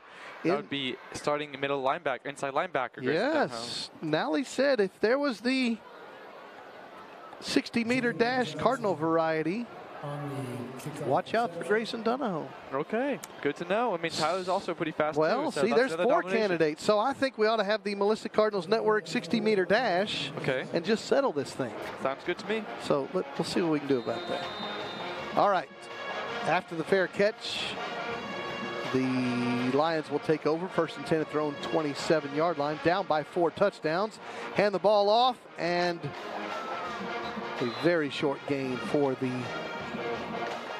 Lions. DK Abrams was the first guy there, as well as Gunnar Wilson on that tackle. Only a single yard for the Lions on that play. 2 minutes to go on homecoming night. All those festivities coming up at halftime, by the way. And those mums, the craziness of the mums. We talked about it in the pregame show. You'll get to see some of that. You even got to see some with the Melissa Choir. Yeah, some people were singing the national anthem with a huge mum on. Yep. All right, 2nd down, 9. Lions run the ball again and again go nowhere. There's Colin Craig on that tackle. We have a lot of folks emailing in. Angie Stout says, shout out to the Lady Cardinals volleyball team for defeating Princeton tonight. Only 1 district game left this coming Tuesday at home in Melissa against McKinney North. She's inviting everybody to come out and support the Lady Cardinals volleyball program on Tuesday. The record is now 30-9 on the season. 3rd down, 9 as the Lions have a lot of time. Johnson's going to throw it late across the middle of the field, and it's going to be picked off for the Cardinals by Dalton DeBabney. And the beat down is on here in Melissa, Texas. Johnson had a lot of time to throw the football, threw it into traffic. DeBabney, great job tracking that one. Dalton's another guy you have to add to that sprint possibility list. Really? I mean, he was on the 4x1 team this past year, so I mean, there's. Wow, that's 5 candidates. I don't know. Dalton could be the fastest of all of them, actually. I mean, I don't know. I guess we'll have to know. I guess we're going to have to find out. Here's the replay brought to us by Maria's Restaurant. Again, Johnson had a lot of time. Rolls right, throws it into traffic, and DeBabney jumping the route there. Interception. Ball's at the 50-yard line. Ham's going to throw the football. He, too, has time. Now he's takes off to the left. He's going to run the football. He gets pushed out of bounds late, and there's going to be a flag on the play. And there's going to be a lot of conversation about that play because he was pushed down when he was well out of bounds. And the officials are going to have a conversation now. After the plate, late hit, personal foul, number 18 on the defense. 15 yards added to the end of the run, automatic first down. Here's the replay of the scramble by Ham, and he goes out of bounds. And there's the late hit. And he goes down hard there on the home sideline. And Cardinals are going to use a timeout with 52 seconds to go in the first quarter. The Cardinals have now used 2 timeouts here in the opening stanza. Our score is Melissa 28 and Greenville 0. We'll have the opportunity to check some scores of the other games in our area tonight, other games in our district. And Denison leads Princeton 7-0. After the first quarter is finished, Lovejoy leads Mesquite Poteet 14-7. Late first quarter, Poteet so far hanging in with Lovejoy. And now we'll have a chance to thank another one of our sponsors. George James Realty is your Melissa hometown realtor. For the past 30 years, George has been proud to call Melissa home. Whether you are considering building a new home, buying a pre-owned home, or selling, George is the realtor to call. He has helped many of your friends and neighbors in the community find their next home. Please call or text George at 214-536-9994. We have a first down play after the Cardinals timeout. It's going to be a little bit of trickeration on the field. That is the double pass, and Connor Betts is going to throw a touchdown to, guess who? Carson Maynard. Tate Kirk checked into the game at quarterback, threw a backwards pass to Connor Betts, one of the running backs, who threw the double pass to Maynard. And another great call out of the back of the playbook by Jason Russell, and the Cardinals lead 34-0. Nick Hernandez up with the PAT and good. Cardinals 5 touchdowns. And the first quarter's not finished yet. Thanks to Hollis Texas Style Barbecue for bringing us that replay and bringing us dinner tonight, as we mentioned. Maynard had 18 touchdowns a year ago, I believe, for the whole season. Now he came into the game with 11 and now is at 14. So that's pretty good right there. And we're in the first quarter. We're in the first quarter, and there's still lots of action left. 43 seconds to go in the first quarter. Cardinals with a 5-touchdown lead. And Nick Hernandez will be out for another PAT. And then he's going to come back out here and kick the football off. We're going to be watching that Terrell and Crandall game. We don't have a score yet from those guys, but interesting. Lovejoy, Mesquite Poteet, 14-7 late first quarter. Remember, Lovejoy defeated Crandall 76-0 last Friday. Now, if Mesquite Poteet defeats Lovejoy, the world's going to go crazy. All right, Hernandez with another short kick to the right, another fair catch, and the Lions will come back out on offense. That will be the upset of the year if the winless Poteet Pirates could be one of the biggest wins the Poteet's had in a while. That would be the upset of this year. It would be the only win so far this season. So, but we're not gonna. I mean, I know, yeah, but it's always fun. It's fun to speculate. You're right. Maybe we'll even root for those Mesquite Pirates. But I mean, why not? But Lovejoy scored 76 a week ago, so we'll see what happens. All right, 43 seconds to go in the quarter. Cardinals defense back out there. First and 10 Lions at their 25. Johnson hands the ball going left, and that carry is being handled by Greg Washington, and he'll pick up 4 yards on the play out to the 29-yard line, and we'll see what the Lions choose to do. They do not have to run another play. Landon Brando on that last tackle. This is Trey Graham and Ross Graham and John Graham here in the booth running the stat board. approaching the 10-second mark, and they're going to run one more play. Quarterback keeper Johnson going left. They'll give him 2 yards as the clock expires. At the end of 1 quarter of play, your Melissa Cardinals, #1 ranked team in Class 5A Division II, put the hammer down. They lead Greenville 35-0. And let's go back and enjoy this production from Game On Sports. I'ma keep winning.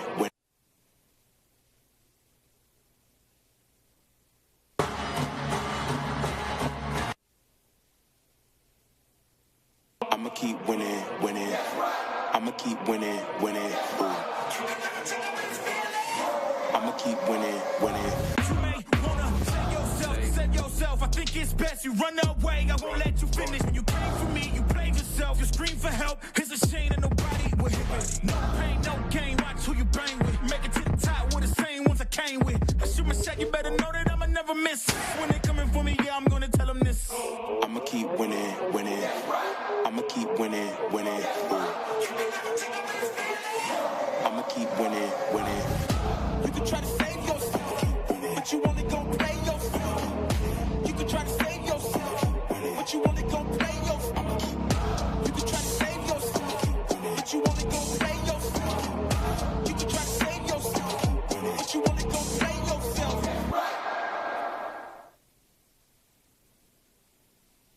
It's almost hoop season here in Melissa, Texas. You were just invited to Melissa Madness this coming Wednesday evening. See the season intro of your Melissa Cardinals men's and women's basketball program. The second quarter begins. Cardinals leading 35-0. The Greenville Lions have a 3rd down and 4 coming up from their own 31-yard line. They've got 3 receivers right, 1 left. Anthony Johnson, quarterback, throws right, and it's going to be caught, but immediately tackled short of the sticks. And it's going to be 4th and very short for the Lions. Tackle there by Jared Patusik. Ball spotted just shy of the 35-yard line. It's just underway here in the second quarter. The Melissa Cardinals Network in partnership with Game On Sports. Trey Graham, Ross Graham, John Graham here. 4th down and 1, quarterback keeper, and Anthony Johnson's going to have a 1st down for the Lions out to the 40-yard line. Coach Barry Russell, the father of offensive coordinator Jason Russell, sends a shout out from Midland, Texas, watching the Cardinals, and of course he was watching baseball. Tough win for those tough loss for those Texas Rangers. Wish it was a tough win for the Rangers. All right, Johnson has pressure. Now he's going to pull it down, and he's going to run right into the Cardinals linebacker, Grayson Donahoe. It's going to go down officially as a sack for Grayson Donahoe, and then Micah Finan and Nigel Smith came in there to clean it up at the end. Great pursuit there by Grayson. So far, as we mentioned, we need to stop number 13. For quarterback Anthony Johnson, he's a great runner, but so far Cardinals defense has done a great job against him. So hello to Coach Russell Sr. Your son's calling a good ball game all season long, but especially tonight. Here comes a 2nd down and 10 play. And going right, hand the ball off. They'll pick up about 5 yards on this carry. Cardinals had 216 yards total offense in the first quarter. And Trevor Ham is 4 of 6 passing with 3 touchdowns. And all 3 of those went to Carson. Nope, 2 to Maynard, 1 to Montgomery.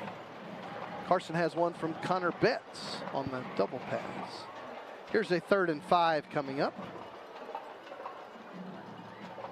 Just underway here in the second quarter. Johnson's going to set up a screen, has the ball tipped away by Nigel Smith, and it ricocheted back to the quarterback. And those of us who played that position, you were always taught, don't catch that thing. Knock it down if it's ever batted back to you. And I don't know if that was his intention, but that was the result. 4th down and 5, and the Lions will punt the football, and Tyler Montgomery comes in as the punt returner here. 9:29 to go until halftime. Melissa leads 35-0, and they're going to get the football back.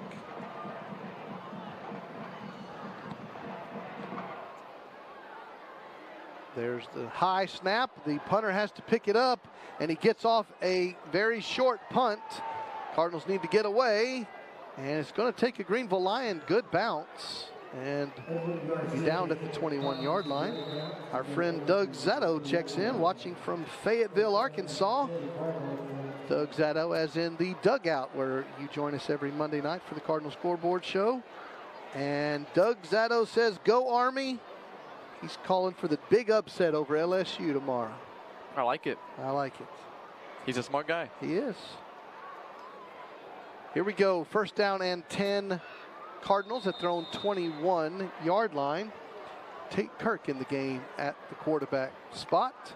And he's going to have a little pitch pass forward to Lincoln Dunn, who's going to pick up about 9 on that pass play. Little shovel pass. Jason Russell pulling all the stops out tonight. 2nd down, 1, quickly to the line of scrimmage. Adejokin next to Tate Kirk. And gives it to Adejokin, who's going left and having a 1st down run to the 34-yard line. Frank Graham checks in from Fort Worth, Texas. Hello to Ross, Graham, and John. 1st down and 10 from the 34. Trips right. Tate Kirk looks right and throws right. Has a wide open receiver. A throw and catch is made there by Cody Scanlon. 1st down Cardinals at the 34-yard line. Nice throw by Tate Kirk. Nice catch, Cody Scanlon. 1st down Cardinals. Cardinals offense is rolling. And it's going to be a Greenville timeout to try to stop some of the Cardinal momentum. But a great pass there by Tate. Cody was wide open. So far, Cardinals have pulled up all sorts of tricks, and the Cardinals have been successful so far in every single instance. So great job so far by Coach Russell on the offense. With 8:42 to go in the 2nd quarter, Cardinals lead 35-0. This is Trey Graham, Ross Graham, John Graham joining you on the Melissa Cardinals Network, and we're going to thank another wonderful sponsor. Red Carpet Realty rolls out the red carpet for all of your real estate needs. We help you achieve financial success by selling high and buying low. Call 972-343-8987. That's 972-343-8987, or visit redcarpetrealtyusa.com to find out more. You see a camera shot of the student seating section here at Coach Kenny Deal Stadium. Our new home, we welcome you here. We got an email from an old friend, Jim Gump, who was a part of the Whitwer family. He's checking in, and we have a candidate now for the longest distance viewer award. He's joining us from Japan tonight. Japan, okay. Yes, he is. Hello to Mr. Gump. 1st down and 10 from the 33-yard line. I guess it's good morning to Mr. Gump over there. All right. Tate Kirk fakes the handoff, throws the ball down the right side, and it's going to be a catch, but a foot was out of bounds. Kennedy Brantley brought the ball in, but stepped on the white line, incomplete pass. There's a flag on the play.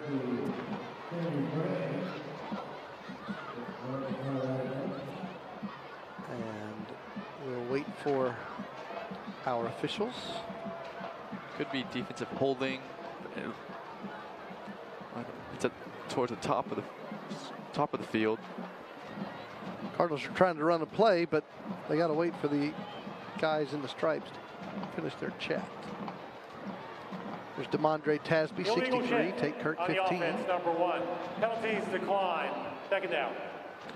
All right. Penalty against the Cardinals declines. 2nd down, 10 remains, and there's Adejokin next to Tate Kirk, and Adejokin takes the handoff, goes behind a Jackson Ford block, breaks a tackle, and will pick up just about 10 yards on that. Come up about half a foot shy. Give him a full yard to go. It's going to be 3rd down and 1, just on the fringe of the red zone yet again. Quickly to the line, low snap. Tate Kirk throws a seam route to Lincoln Dunn, and touchdown Cardinals. Tate Kirk getting in the action. 3 different Cardinals throwing touchdown passes here in the first half. Cardinals lead 41-0. That might be the best drive Tate Kirk's ever had as a Cardinal. He had a great pass to Cody Scanlon, and then a great play there, reading the defense and finding Lincoln open in the end zone for a touchdown. Now the Cardinals are going to be up 42-0. Pending this PAT. This one's going to be by Sham, the white-shoed Sham, not the orange-shoed Sham. Yep. The kick is up, and it is good. Cardinals lead 42-0, 8:08 to go in the first half. We do have a flag on the play, thanks to Hollis Barbecue for bringing us our extra point. Illegal formation. 5 men in the backfield. 5-yard penalty. Repeat the try. All right, you'll have to take that point off the scoreboard, so it's only 41-0. Back him up 5 yards, and Sham will do it again. Carson Maynard is the holder. The lefty out of the 3 Cardinal trifecta. High snap, kick is up, and put it back on the scoreboard. 42-0 is our score. We do invite you and your family to join us on Sunday mornings at First Melissa. Sunday mornings 9 a.m. or 10:15 a.m. Go to firstmelissa.com to find out more. Here's a replay of that touchdown pass from Tate Kirk. Nice throw and catch. Touchdown Cardinals. Lincoln Dunn on that reception. Again, go to firstmelissa.com to find out all about our church family, how you can join us. All members of your church family. Your family are welcome to join the church family, that is. Sunday mornings, 9 a.m. or 10:15 a.m. firstmelissa.com. Early second quarter, Terrell and Crandall 7-7. That's going to be a good game to watch. Early second quarter, Lovejoy 21, Mesquite Poteet 7. Okay, well, our hope might be crushed. It's becoming more It was crushed. short-lived. It was short-lived. Yes, here we go. Hernandez with another short kick and another fair catch, and the Lions will take over. Denison 14, Princeton 6, middle of the second quarter. We will be down the street east on 380 at the home of the Princeton Panthers next Friday night. Thanks to those who are emailing in, mcnr@melissaisd.org. Our longest distance listener game or viewer, we play this to see where the longest distance Cardinal fan is out there. Mr. Gump in Japan is the leader in the clubhouse. We play this contest every week, and for winning you get nothing.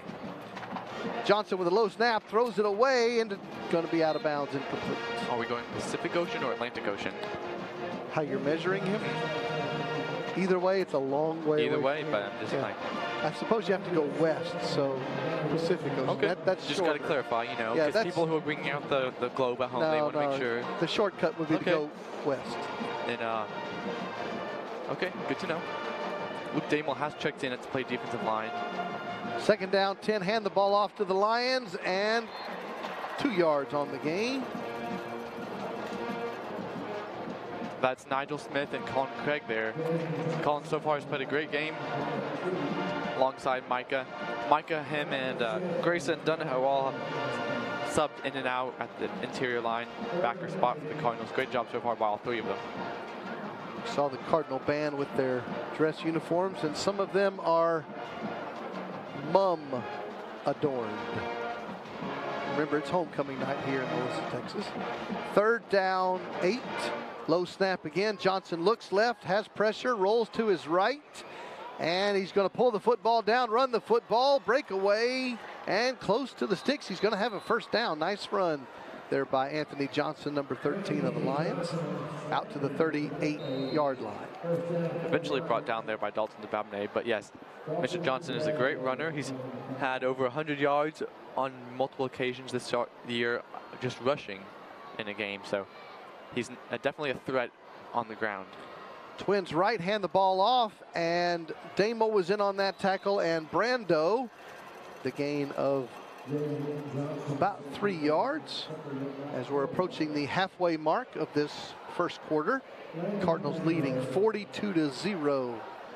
Your number 1 ranked Melissa Cardinals come in 7-0. trying to set a school record tonight. If they can go 8-0, it'll be the best season start in school history.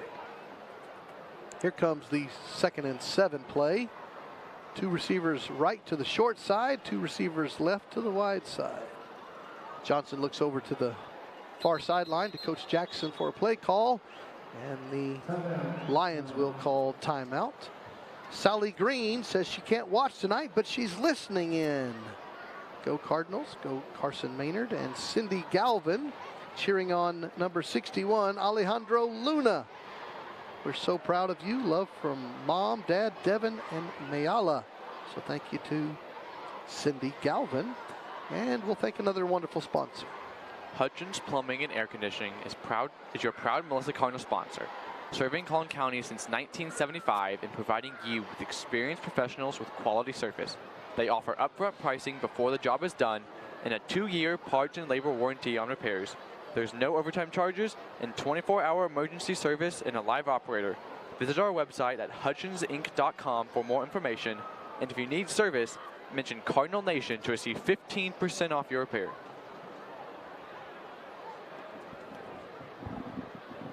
Thank you to all of our wonderful sponsors. After the timeout, here comes a 2nd and 7 play. And they're going to fake the handoff, and Johnson's going to keep it, and Nigel Smith will sack him for a big loss.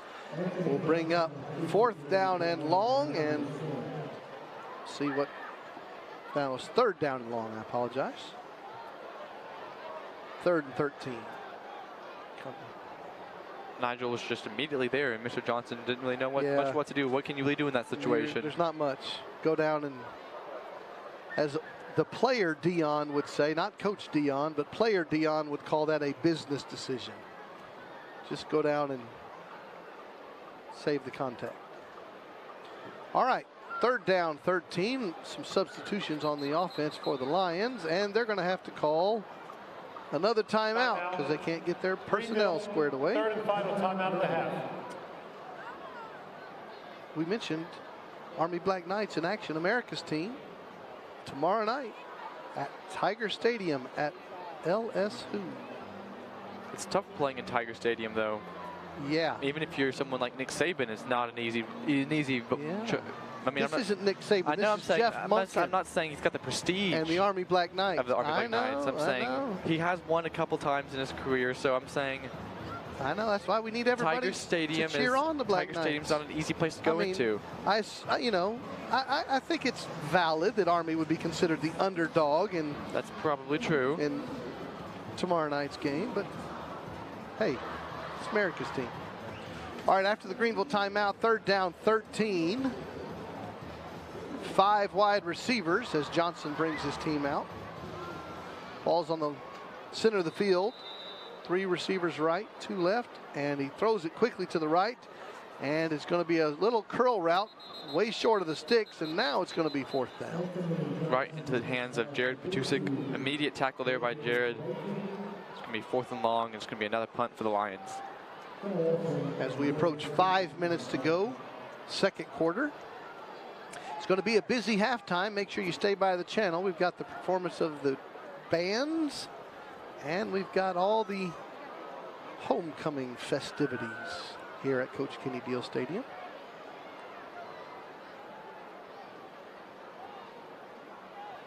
Lions set up in punt formation. High snap again, and gets off a good kick this time. Cardinals will fair catch it at their own 21-yard line. And that was Dalton DeBabney back on the punt return, and the Cardinals will take over with 4:36 to go in the 2nd quarter. I believe we're going to have another quarterback in the game now. That would be Nally Jackson. We had Trevor Ham, who might be over with a 42-0 lead here in the 2nd quarter. And Tate Kirk. 3 for 4 passing with a touchdown. Trevor Ham 4 for 6 passing with 3 touchdowns. And now Jackson Alley throws it out. He completes his first pass. There's a breakaway at the 30, at the 40. Jackson Ford showing some speed, and he'll be dragged down inside the 30-yard line. Throw it out there to the big fella and let him rumble. Takes it all the way to the 29-yard line. Jackson Alley's biggest completion as a Cardinals varsity quarterback. Gooseby and Montgomery now split to the top of the screen. And now he's going to hand the ball to Adejoken, who makes a man miss in the hole, makes another cut, another great run by Nate Adejoken all the way down to the 12-yard line. 16 on the run for 17 will give him, and quickly to the line, 1st and 10 from the 12. And now he's going to throw the football. Now he pulls it down, stiff arms a man, goes around a good block, and he's taken down hard. He got a downfield block by Grayson Spann, and now he will take it to the 8-yard line. Gain of 4, 2nd and 6. Cardinals in hurry-up mode, up by 42 points. Jackson Alley at quarterback, trips left on 2nd down. Give it to Adejoken, who makes a cut in the hole, and touchdown Cardinals. Touchdown Nate Adejoken, but there is a flag on the play. It's going to be a hold against the Cardinals. Just going to wipe out that touchdown. Holding on the offense, number 63. 10-yard penalty from the previous spot. Remain 2nd down. We'll back the Cardinals up on the holding call. They'll spot the football at the 18-yard line. It will be 2nd and 15 from the 18.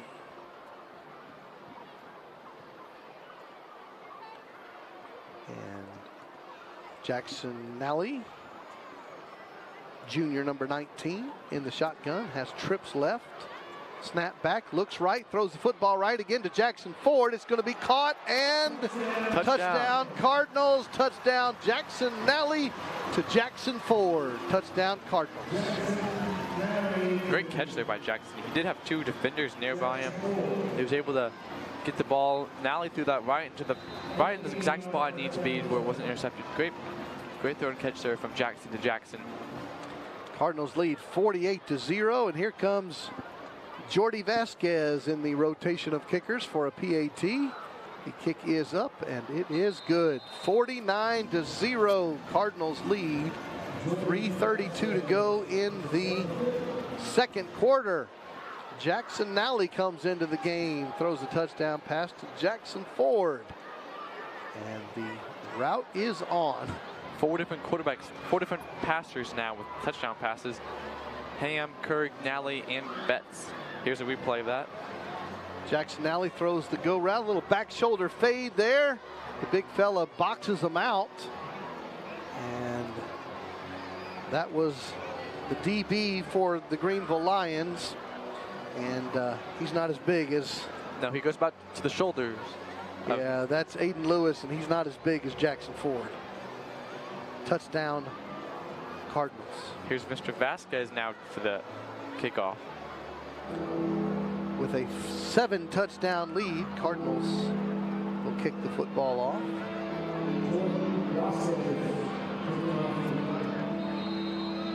We're going to have a lot of substitutions in this game. Lots of people going to get to play tonight on homecoming. Jordy Vasquez, short kick left, fair caught by the Lions, and they'll take over at their own 25-yard line. Thanks to those who are emailing in, mcnr@melissaisd.org. mcnr@melissaisd.org. You can join in on the debate Ross and I were having in the pregame show. Which Dallas Cowboys team is it? The really good one or the really sorry one? So they're both. So which one is it? You can let us know. mcnr@melissaisd.org. 1st down 10 Lions at their own 25. Johnson's going to hand the ball going right. There is a seam, and going to be a 1st down run. That tackle made by Rocky Dunn, but a gain of 13 on the play.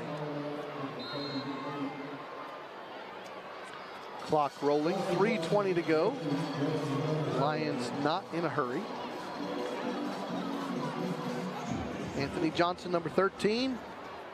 Their big senior quarterback's gone all the way. He hands the ball off going right. Tough tackle there. That was Dababneh, a sophomore, laying the wood, as coaches would say. 2nd down 7. Coaches speak a different form of English in case you're not a football fluent person. 2nd down 7. Johnson's going to throw the football. Go route down the right side, has an open man. Incomplete pass. We have a flag coming in. That was DeBabney on the coverage, and that was Dadrian Payton, the intended receiver for the Lions. There he is, number 10. And our official's going to give us the call. Mr. Wasserman. Holding on the defense, number 16. 10-yard penalty, automatic, first down. That will give the Lions the football just beyond the midfield stripe on the artificial surface, the big Cardinal M logo here at the Dealatorium. 1st and 10, and quarterback keeper going right. Tough run, picks up about 6. Dalton DeBabney and Micah Finan on that tackle for the Cardinals. It's going to be 2nd and medium now for the Lions. 2.5 minutes to go until halftime. Cardinals with a 7-touchdown lead. Johnson low snap, straight drop back, looks to throw, and he's going to be sacked. Big loss back there. Nice defensive play for the Cardinals. That was Jason Anunoby on the sack. Big sack. And Johnson kept getting moved backward farther and farther, so it ended up being a large sack of 14-yard sack there. It's going to take the football back to the 43 of the Lions.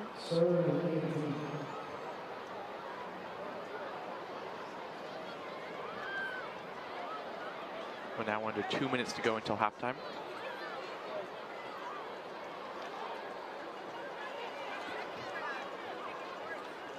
As they come to the line of scrimmage with 90 seconds to go on 3rd and long, the Lions will hand the football off, and the tackle for the Cardinals will be made by Miles O'Neill. Will be a short gain, and will make it 4th down and 13 for the Lions. Now he could use a timeout if he wanted, because unless everyone's just content here to let the clock go all the way to halftime. Lions definitely are. And Coach Nally has not chosen to use the defensive timeout. Gunnar Wilson checks into the game on 4th and 13, and the Lions are letting the play clock run all the way down. They're going to take the delay of game. They don't have any timeouts left, so. Delay game on the offense. 5-yard penalty, remains 4th down. Christian Turner now is going to be the return man for the Cardinals. They're going to hope to try to potentially add on a few more points before halftime.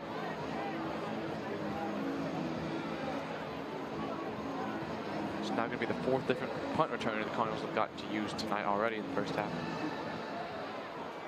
The punt is away. It's another good one.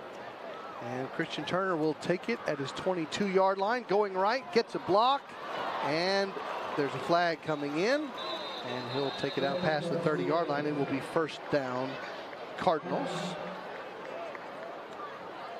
Penalty's going to end up coming back against the Cardinals.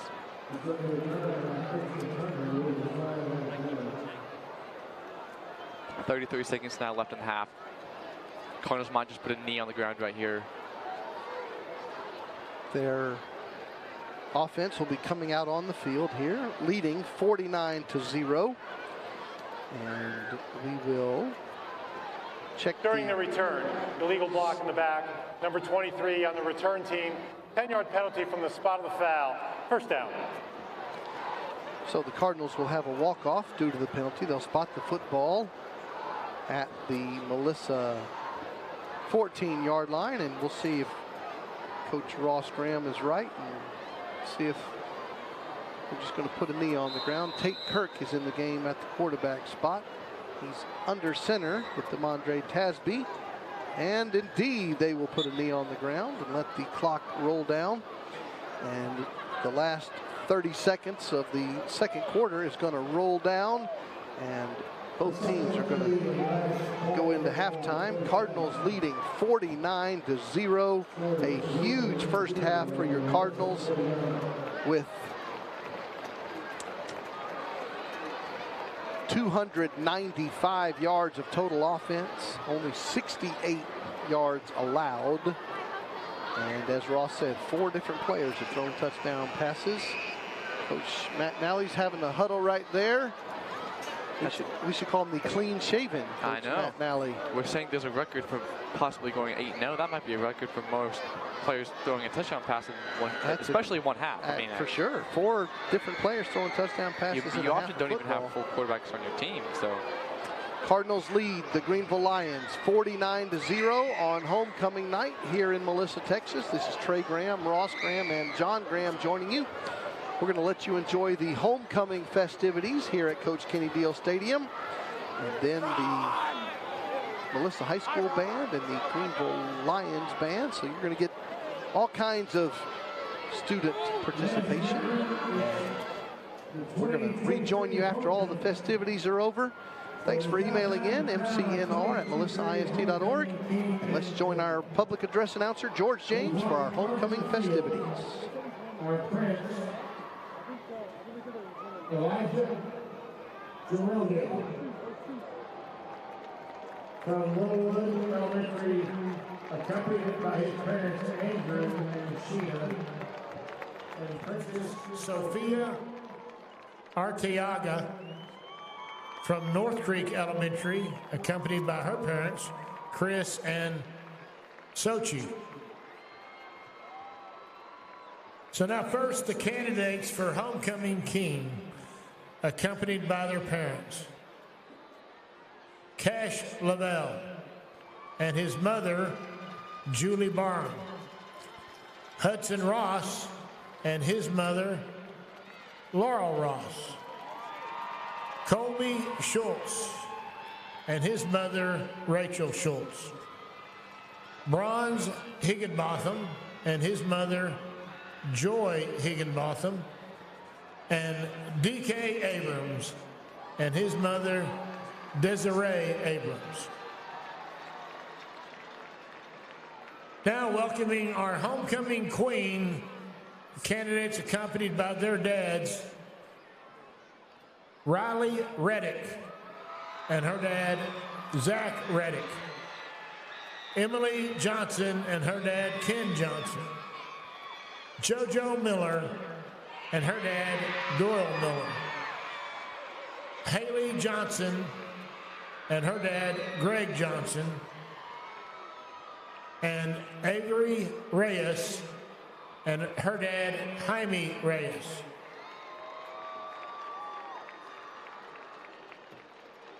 And now,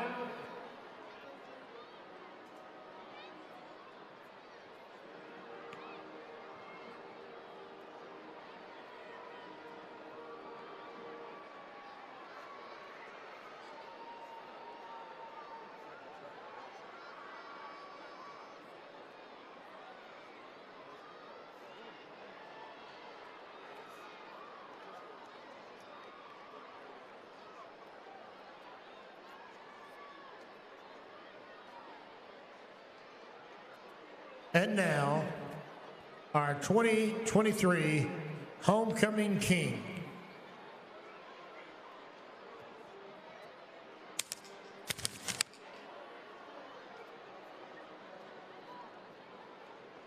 Our 2023 Homecoming King is D.K. Abrams.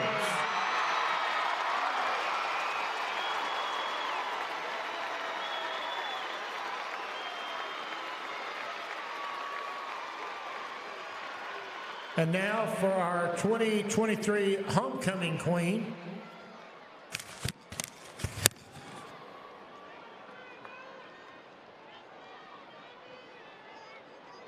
Our 2023 Homecoming Queen is JoJo Miller.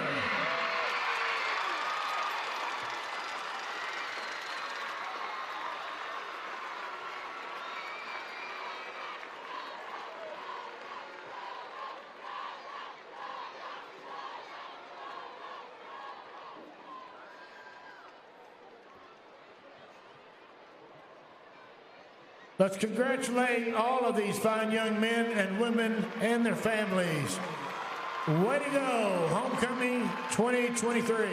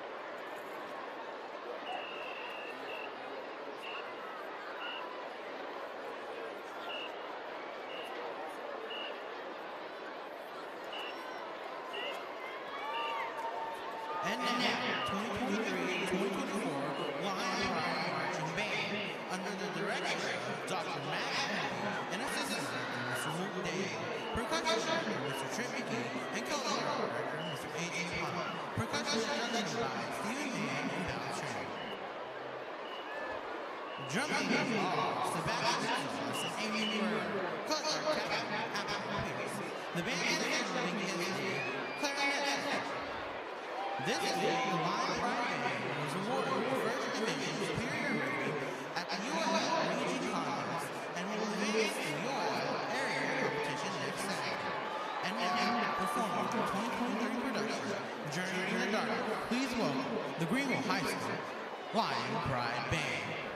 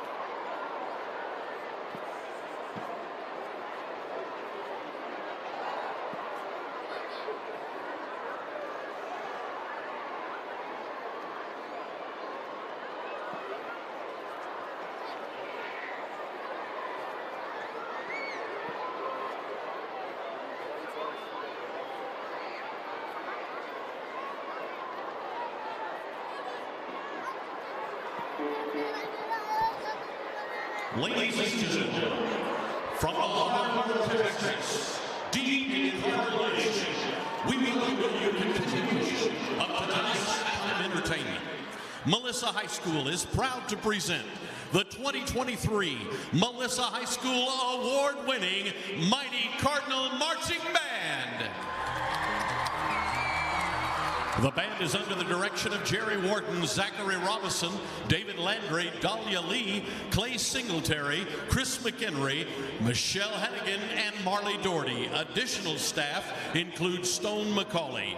Tonight, the band is led under the field command of drum majors Ryan Farrow, Kyle Nichols, and Addison Thomas. The section of the week is the drum line. Tonight, the Mighty Cardinal Band will be performing their 2023 UIL competition show entitled The Process. Drum major Ryan Farrow, you may begin your performance.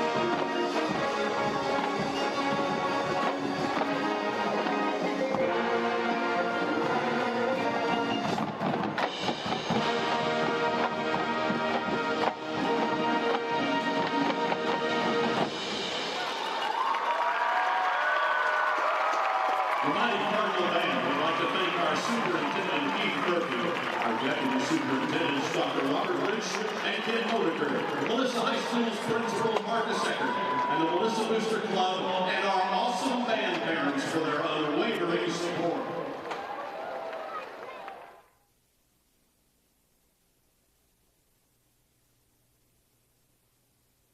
I'ma keep winning, winning. I'ma keep winning, winning. You may wanna save yourself. I think it's best you run away. I won't let you finish. When you came for me, you played yourself. You scream for help. It's a shame that nobody will hit with. No pain, no gain. Watch who you bang with. Make it to the top with the same ones I came with. I shoot my shot. You better know that I'ma never miss. When they coming for me, yeah, I'm gonna tell them this. I'ma keep winning, winning. I'ma keep winning, winning. I'ma keep winning, winning. You can try to save yourself, but you only gon' play yourself. You can try to save yourself, but you only gon' play yourself. You can try to save yourself, but you only gon' play yourself. You can try to save yourself, but you only gon' play yourself. Welcome back to the Melissa Cardinals Network. This is Trey Graham and Ross Graham joining you at halftime as your Melissa Cardinals lead the Greenville Lions by a score of 49-0.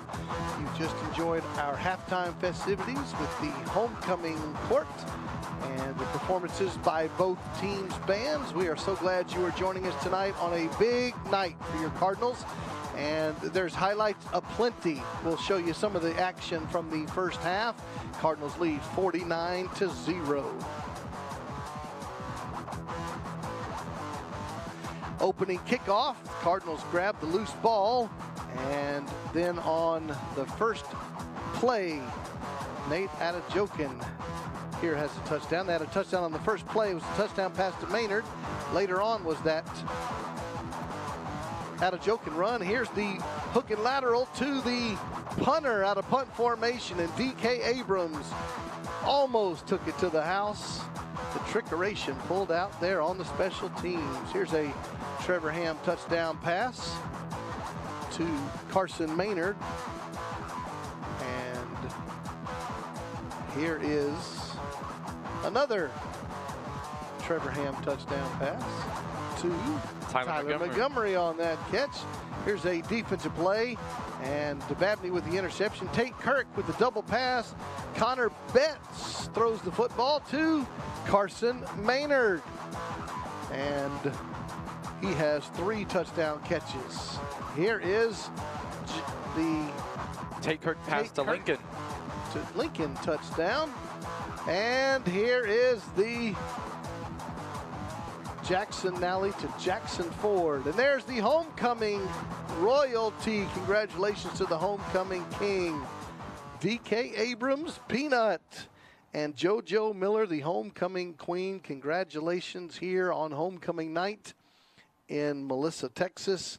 So glad you are joining us as your Cardinals are on the way to setting a school record. And they have started this season 7-0, which ties the best start in school history, looking to go to 8-0 and set a school record tonight. This is Trey Graham, Ross Graham, and John Graham joining you on the Melissa Cardinals Network in partnership with our friends at Game On Sports.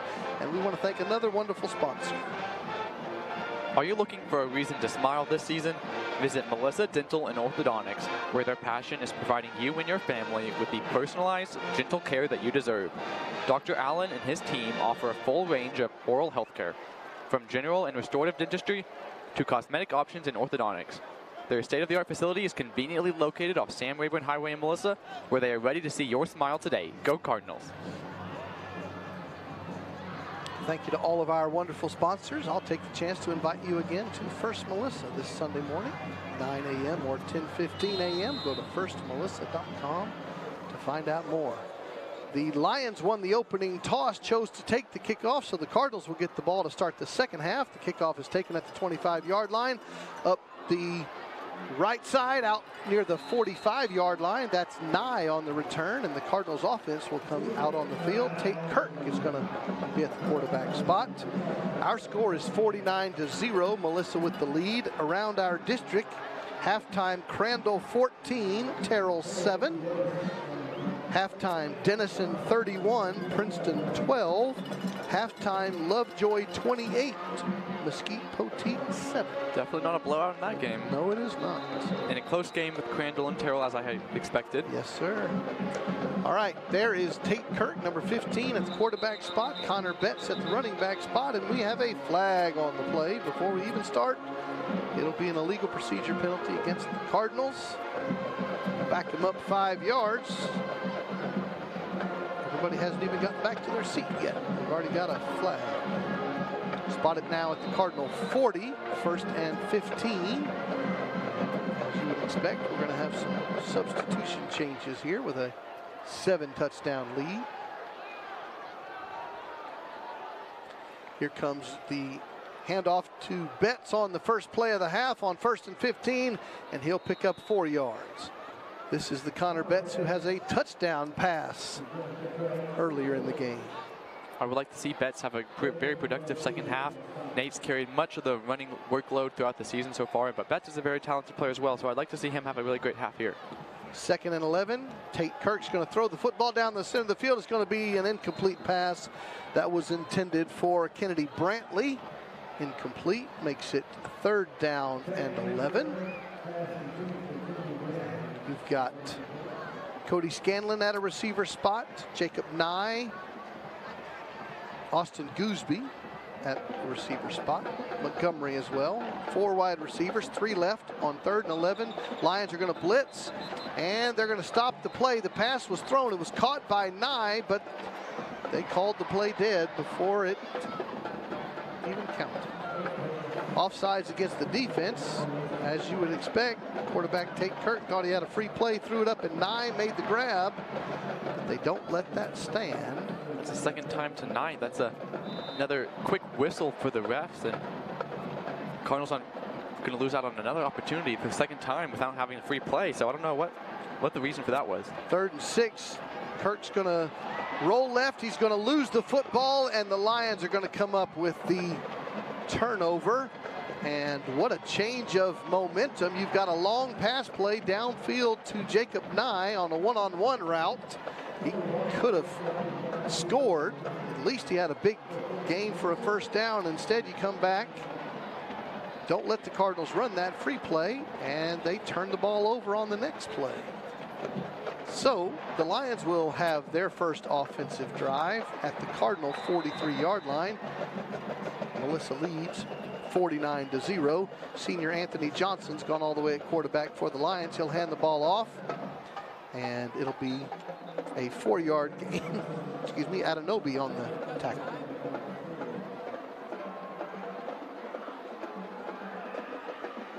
Second down and 6.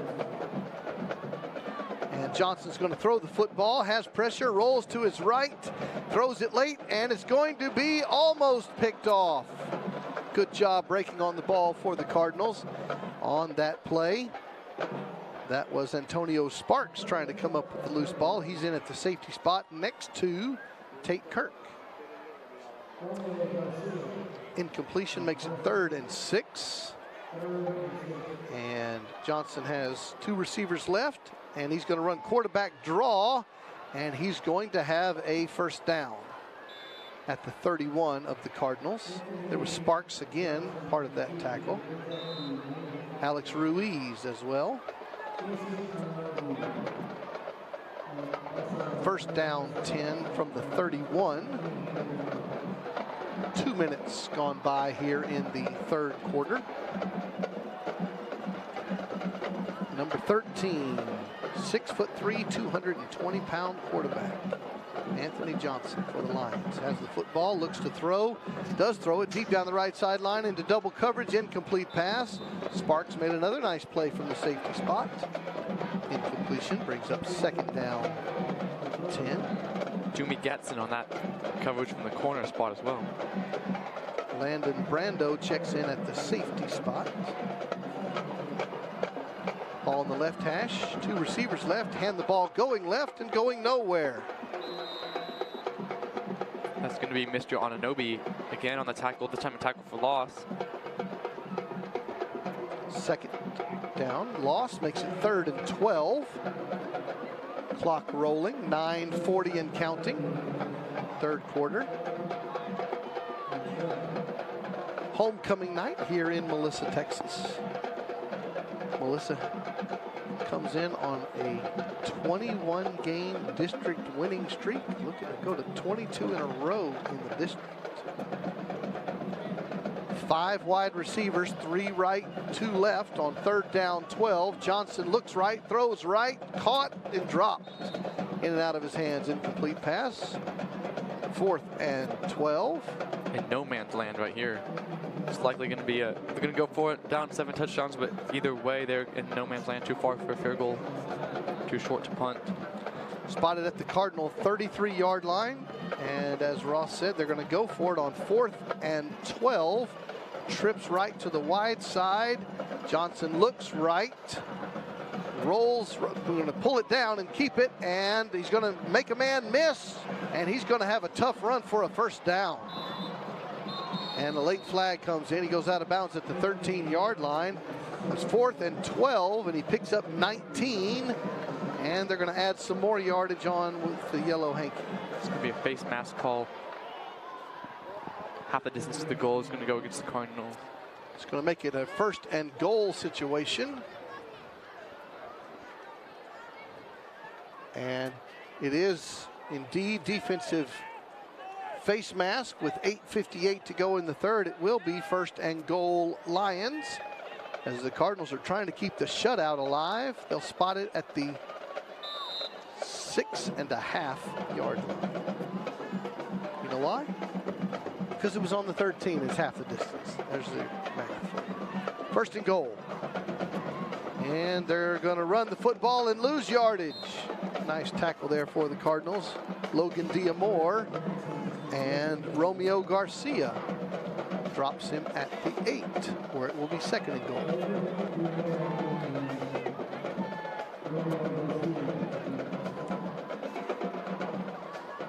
There's the Birdie mascot getting public attention in the stands. 2nd down 8. They're going to run quarterback keeper, and he's going to run into Colin Craig and others. Take it back to the 6, where it'll be 3rd and goal. Good stop by the Cardinals linebackers, Romeo Garcia as well, and on that play. He's not an easy man to tackle, but that was a great job by the right side of the Cardinals defense. It's going to be 3rd down and goal from the 6. Going to try to get 2 more stops here to keep their shutout alive. 7:45 and counting, third quarter. Our halftime score was 49-0, and it still stands. 3rd and goal from the 6. 2 receivers left to the short side, looking right. Quarterback draw, and Johnson's going to take it in for the Greenville Lions touchdown, and they're on the scoreboard for the first time tonight.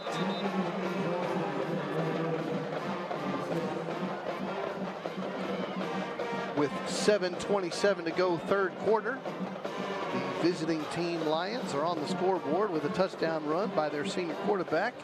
We're going to have an injury timeout on the field, which will give us the opportunity to thank another wonderful sponsor. A Melissa Cardinal since birth and now serving the area for all of your real estate needs, residential or commercial. Trust Skylar Ammons to get you to the end zone of your next real estate transaction. Call or text today 469-667-8456. That's 469-667-8456. Skylar Ammons with the Brooks team, Remax Four Quarters McKinney, and a former Melissa Cardinal, and is now a proud sponsor of the Melissa Cardinals Athletics. Thank you to all of our wonderful sponsors, and the young man getting medical attention is making his way off the field. Here comes the extra point attempt for the Lions, their first of the night. And the lead is 49-6. And here comes place kicker for the Lions. The kick is up and it is good. Cardinals lead 49-7. 7:27 to go in the third quarter. We'll check some of our emails. You'll remember the email address, mcnr@melissaist.org. Dr. John Majors, father of Coach Joey Majors, checks in, says he's listening from Arkansas. Doesn't think he's going to defeat Mr. Gump in Japan as the longest distance listener. No, it's not quite as far. And he says he's trying to get an answer. He's looking forward to getting an answer to the fastest player dispute. Well, we all are. Actually, Dr. Majors, I went next door to the coach's booth before the half began to ask some of the fellows in there, and the consensus vote in there was Lincoln Dunn. Okay. So I think that's the favorite, but that is the favorite, but it's, you know, it is still anyone's game. Yeah. All right. The Lions will kick off from their own 40-yard line after that Anthony Johnson quarterback touchdown run. And this is going to be a short kick taken by Connor Betts. He makes a nice move, crosses the midfield stripe, showing some speed.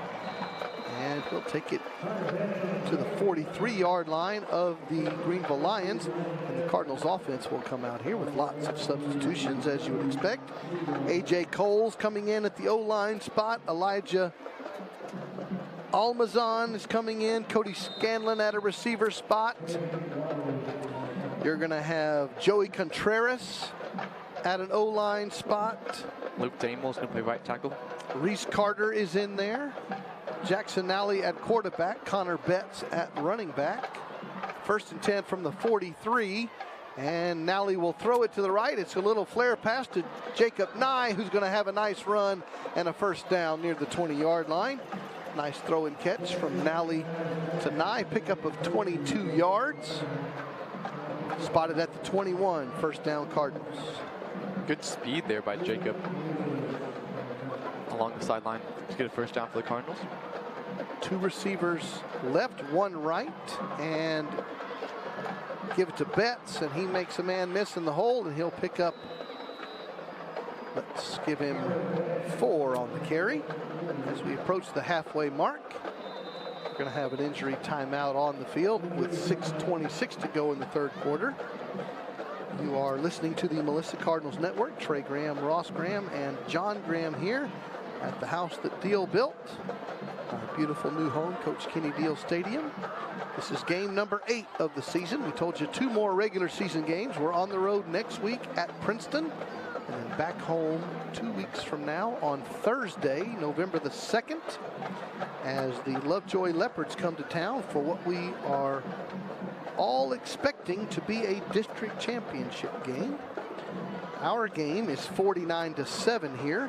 We'll check other games in our district. And we have early third quarter, Denison 31, Princeton 12. Here's Jackson Nally on 2nd down. He throws the ball to the left side into the end zone. It's going to be a touchdown catch. Cardinals touchdown. Jackson Nally to Kennedy Brantley. And nice throw and catch. Jackson Nally with his 2nd touchdown pass of the game. And the Cardinals lead 55-7. Another great pass there by Jackson. He's played amazing so far that he's gotten to play, and a great catch there by Kennedy in traffic. Another touchdown for the Cardinals. Sham McGregor, the lefty, comes in for the PAT. And Carson Maynard on the hold. Wearing white shoes. wore orange ones in the warm-ups, and it's a problem with the snap, and the Lions are going to fall on the football, and the score will remain 55-7. And we get to, again this season, quote old Barry Switzer, hang half 100. The Cardinals 55-7 is our score. Halfway through the third quarter, Cardinals came into the game averaging 52 points per game. So their average is going to go up on the offensive side. They came in averaging, the defense allowing 18 points. Let's see if they can stay under that in the next quarter and a half.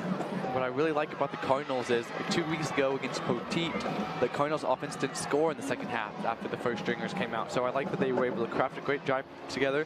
Jackson led the offense well. Connor played well at running back, and then Kennedy ended up catching a touchdown pass from Jackson. So great job by the Cardinals' second string, third stringers for crafting together a great touchdown drive. That's very promising, and I know the coaching staff likes that a lot. Our score is 55-7. We're watching that Terrell and Crandall game, which will have, as we expect, playoff implications for those two teams. Halfway through the third quarter, 14-14 tie. All tied up. Not a surprise. Early third quarter, Lovejoy 28-7, still over Poteet. It's a long way from that 76-0 Lovejoy victory over Crandall a week ago. It's very true. I mean, winning is winning, so. Here we go. Cardinals will be kicking the football off. Nick Hernandez puts it on his 40-yard line. No wind tonight. Very mild evening here in Melissa, Texas. And big number 80. It's going to be a short kick to the left side. It's going to be fair caught by the Lions. They'll take over at their own 25-yard line.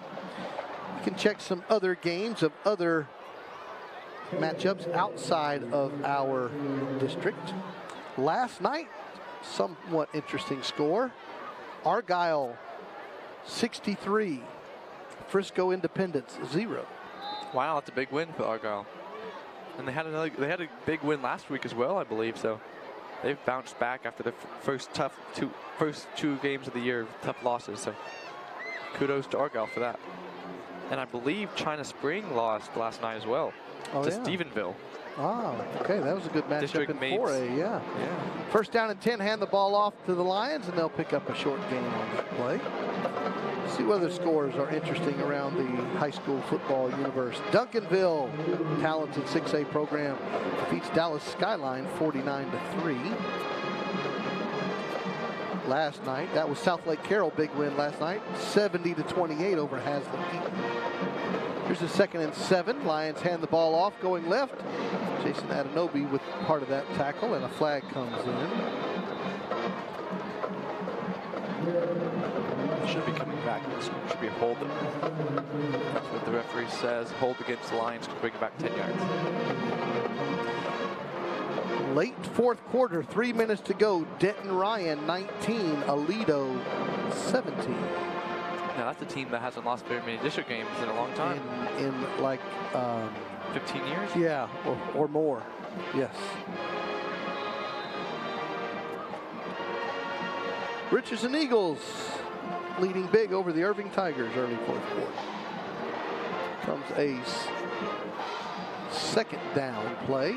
2nd and 17. And Lions snap the football, run the football, and go nowhere on that play. 3rd and long coming up. Good job by the Cardinals D.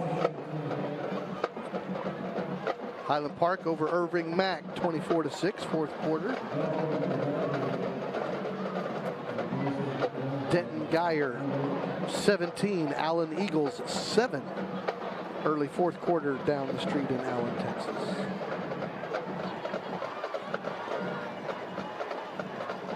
All right, 3rd down and long. Johnson has time. He's going to throw the football, steps up into the pocket, now pulls it down, and he's going to be tackled from behind. He's going to bring up 4th down. And good coverage downfield by the Cardinal DBs. He couldn't get that ball off. And 4th down, 7 coming up, and down by 48 points. The decision for Coach Jackson, and he's going to send out the punt game. Good job there by Donahoe and Ananobi on that tackle to force the Lions into a 4th down. And now we're going to have Dumi Gatson come back to return the punt for the Cardinals. Now it's going to be the 5th punt returner for the Cardinals so far. So they've got to have substitutions all over the field, especially from the punt returner. Snap is back. The punter drops it. There's no rush, and so he gets off a good kick, and Dumi's going to call fair catch, but doesn't touch it. So it will take a Greenville Lion bounce and be down at the 24-yard line. 3 minutes to go in the 3rd quarter. We'll take a chance to thank another sponsor. Hello, Melissa Cardinals. Melissa Pediatric Dentistry specializes in high-quality dental care for the little smiles that matter most. Dental visits can often feel overwhelming and scary for parents and kids alike. So we've decided to splash in some fun at Melissa Pediatric Dentistry. We combine dental care in a kid-friendly environment with no pressure, judgment, or scary language. Dr. Andrew Heath welcomes children of all ages, including medically compromised and special needs patients. Come learn, grow, and smile with us.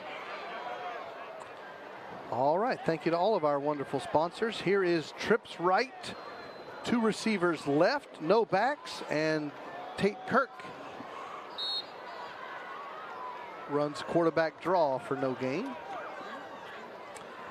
Under 2.5 minutes to go, 3rd quarter.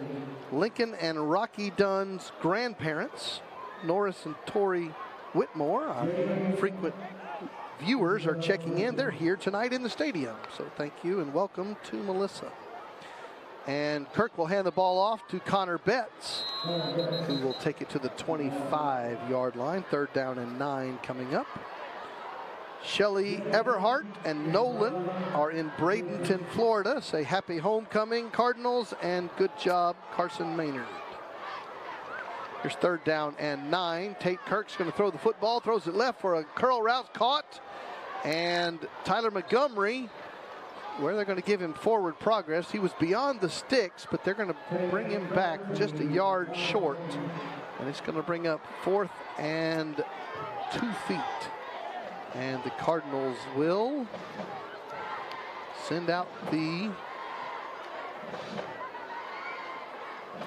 punt game on 4th and inches. Remember, they have a big play on the punt trickeration earlier. You saw that replay. We thank Welliot Electric for being our replay sponsor. There's the homecoming Kings going to punt the football on the low snap. He gets it away and gets off a good kick. It'll be fair caught. And the Lions will take over as your defensive end / running back / punter / homecoming king.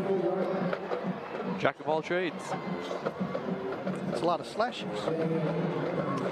62 seconds to go, 3rd quarter. Cardinals leading 55-7.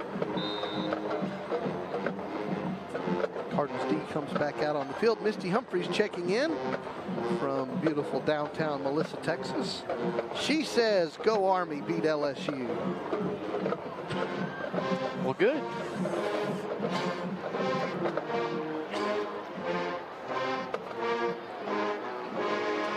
All right, 1st down and 10, Lions at their own 34-yard line after the fair catch.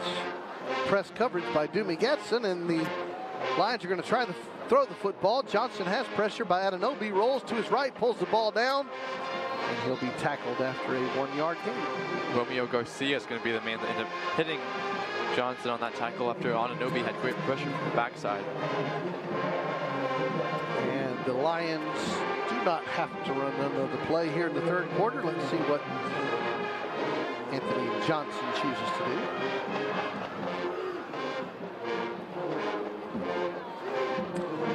All right, the last few seconds of our 3rd quarter will count down.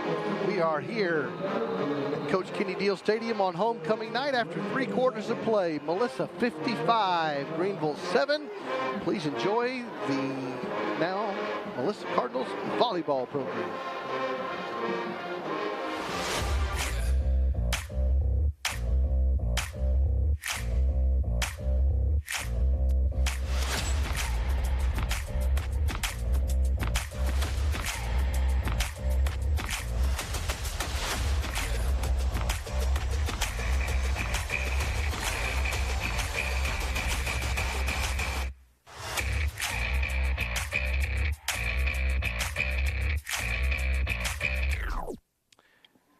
Thank you to the Melissa Lady Cardinal volleyball program, and we do invite you to their game against McKinney North on Tuesday evening, and that's before the Wednesday evening basketball Melissa Madness. So lots of sports, lots of activity here in Melissa, Texas.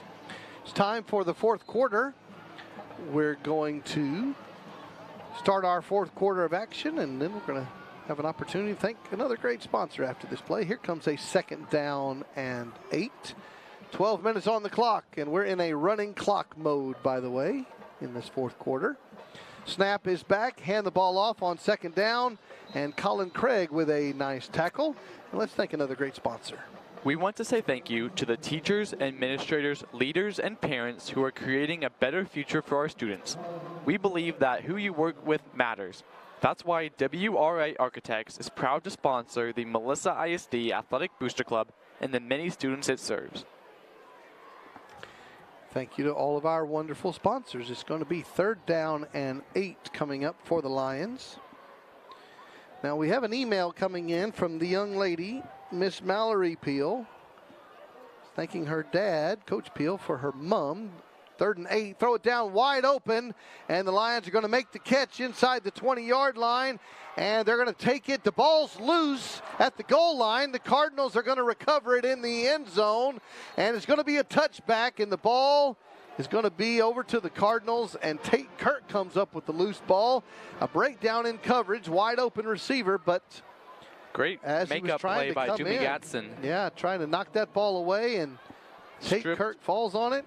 Touchback. Fumble. Great recovery by Doomy. So the Lions thought they were on the scoreboard again, and ball goes over to the Cardinals. I was saying Mallory Peel checks in on this replay. There's Doomy Gatson that breaks that play up by knocking the ball away. Good effort by Tate Kirk to jump on it for the touchback.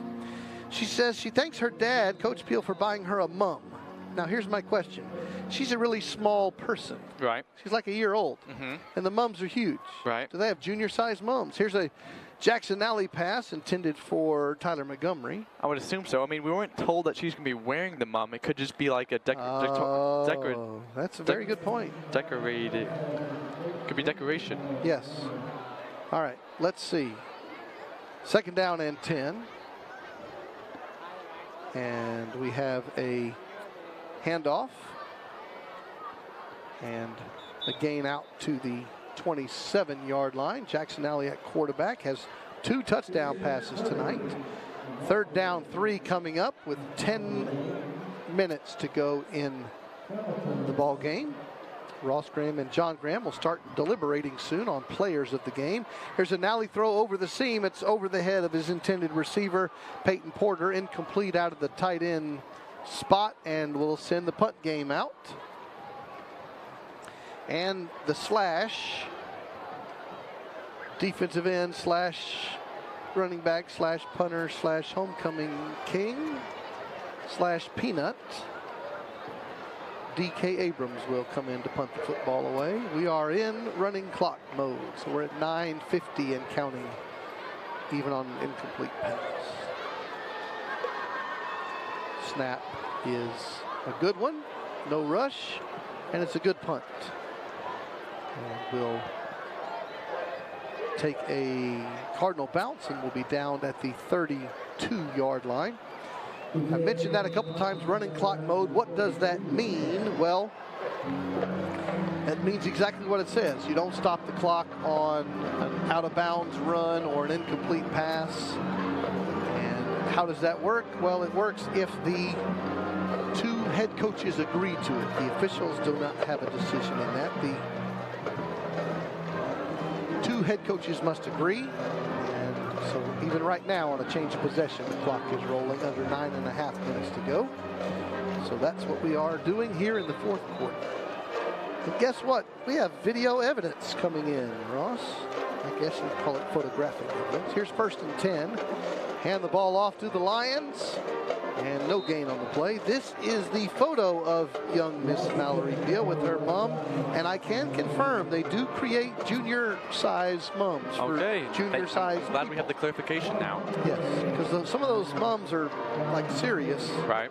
But we have a junior person and a junior mom, so that's good. I think that's fitting. Yeah, it is. All right, here's a 2nd and 10.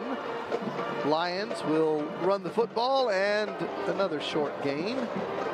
And on that tackle is Peyton Porter and Jordan Hernandez. 3rd and 7 coming up.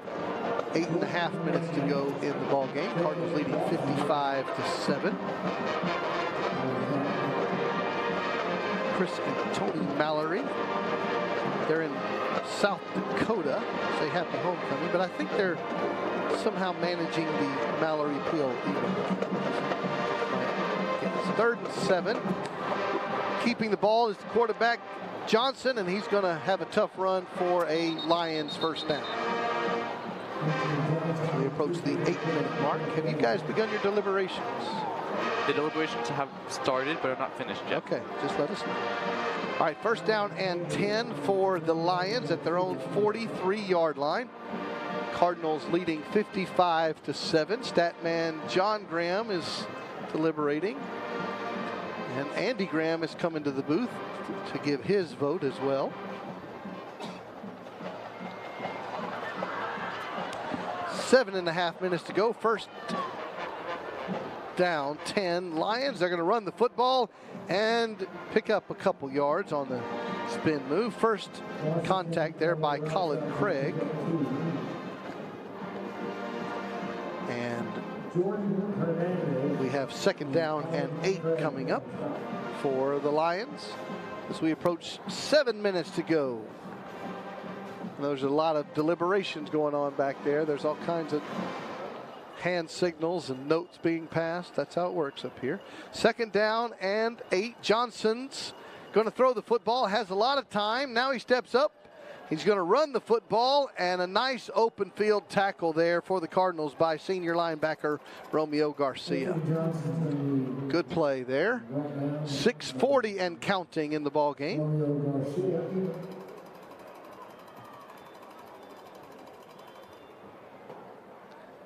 And it's going to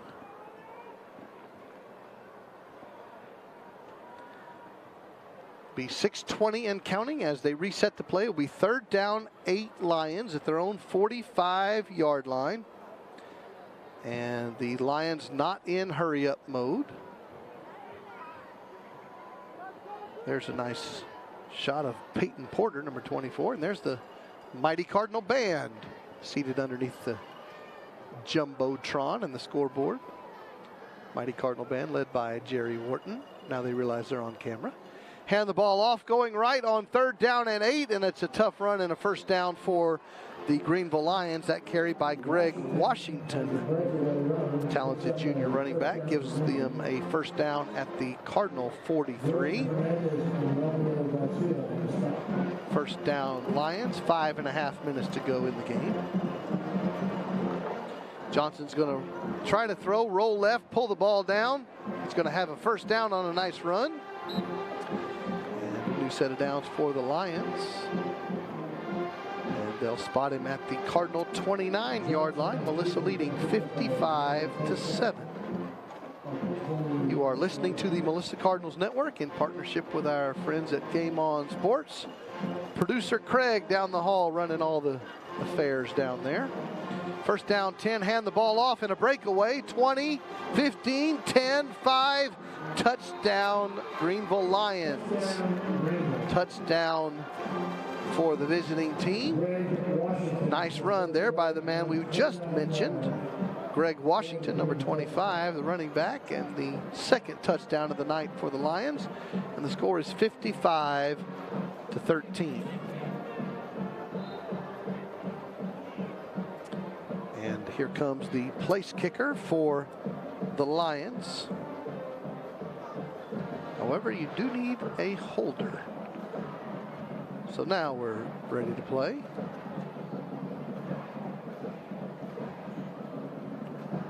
Snap is back, the kick is up, and it is good. Our score is 55-14, 4:37 to go in the ball game. And your Cardinals are going to set a school record tonight and go to 8-0 on the season. The best start in school history, and we're going to thank another great sponsor. Since 1955, Steel Fab has been committed to providing our customers with quality structural steel fabrication and construction at competitive prices. Steel Fab believes in doing the right thing and treating our employees and customers with dignity and respect.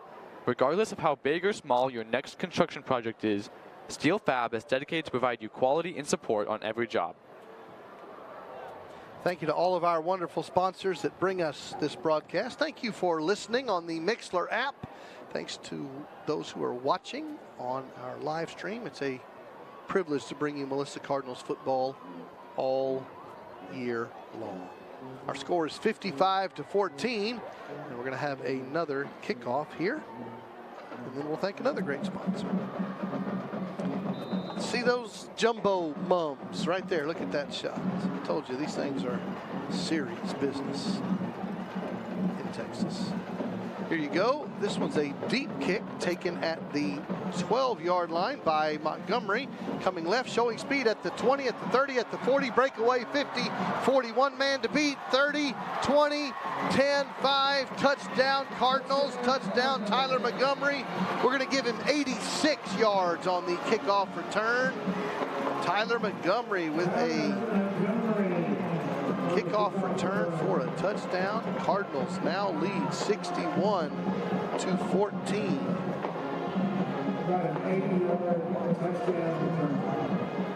4:24 to go in the ball game, and Tyler Montgomery takes the kickoff return to the house. Holding on the return team, number 38.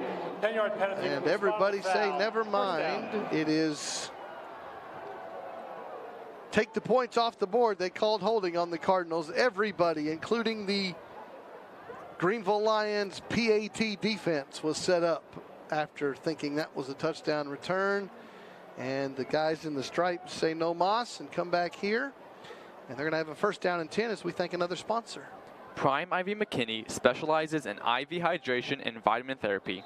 Our skilled and medically licensed staff will give you a full examination prior to your IV infusion. Our drips are specifically formulated with rich vitamins, minerals, antioxidants, and amino acids, which will dramatically increase energy and boost your immune system. Come see us at Prime IV in McKinney on 380 to look better, feel better, and perform better. Thank you to all of our sponsors. A great run there on first down by Tate Kirk after the special teams penalty, and the Cardinals have great field position at the 36-yard line of the Lions with 3:51 and counting in the ball game. Cardinals lead by 41. Three quarterbacks have played tonight. Trevor Ham had action in the first half. Tate Kirk and Jackson Nally splitting time here in the second half. Tate Kirk, after a good run, will keep it himself over the right side, have another good run and another first down. All the way to the 23-yard line. First down Cardinals. And Cardinals keeping the fast-paced offense. 3:10 and counting in the fourth quarter. As I just mentioned, Cardinals are going to set a school record. Best season start, going to 8-0 on this season.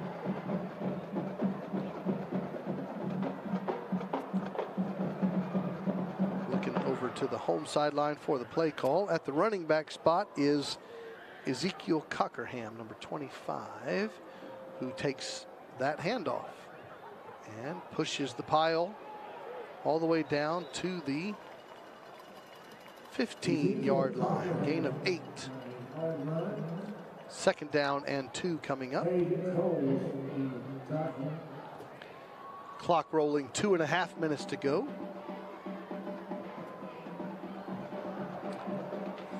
Cardinals not in a hurry-up mode at this moment. Here comes a second down and 2. And give it to Cockerham again, who's going to have a first down inside the 10. It'll be first and goal Cardinals from the 7-yard line.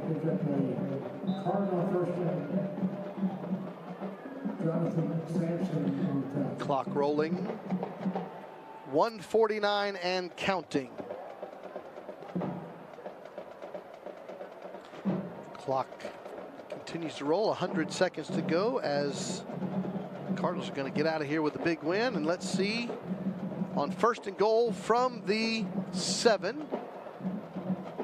Matt Nally says that's enough. So Tate Kirk will put a knee on the ground. They're going to put a couple more knees down, and your Cardinals are going to get out of here with that big 8-game winning streak here in this season.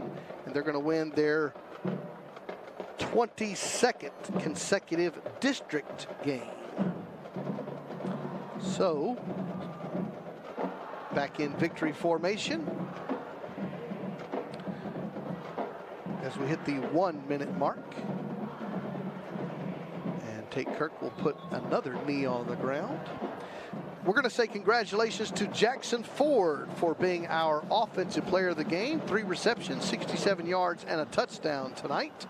And say congratulations to Colin Craig, junior linebacker number 44, for being our defensive player of the game. 7 tackles, 1 tackle for loss.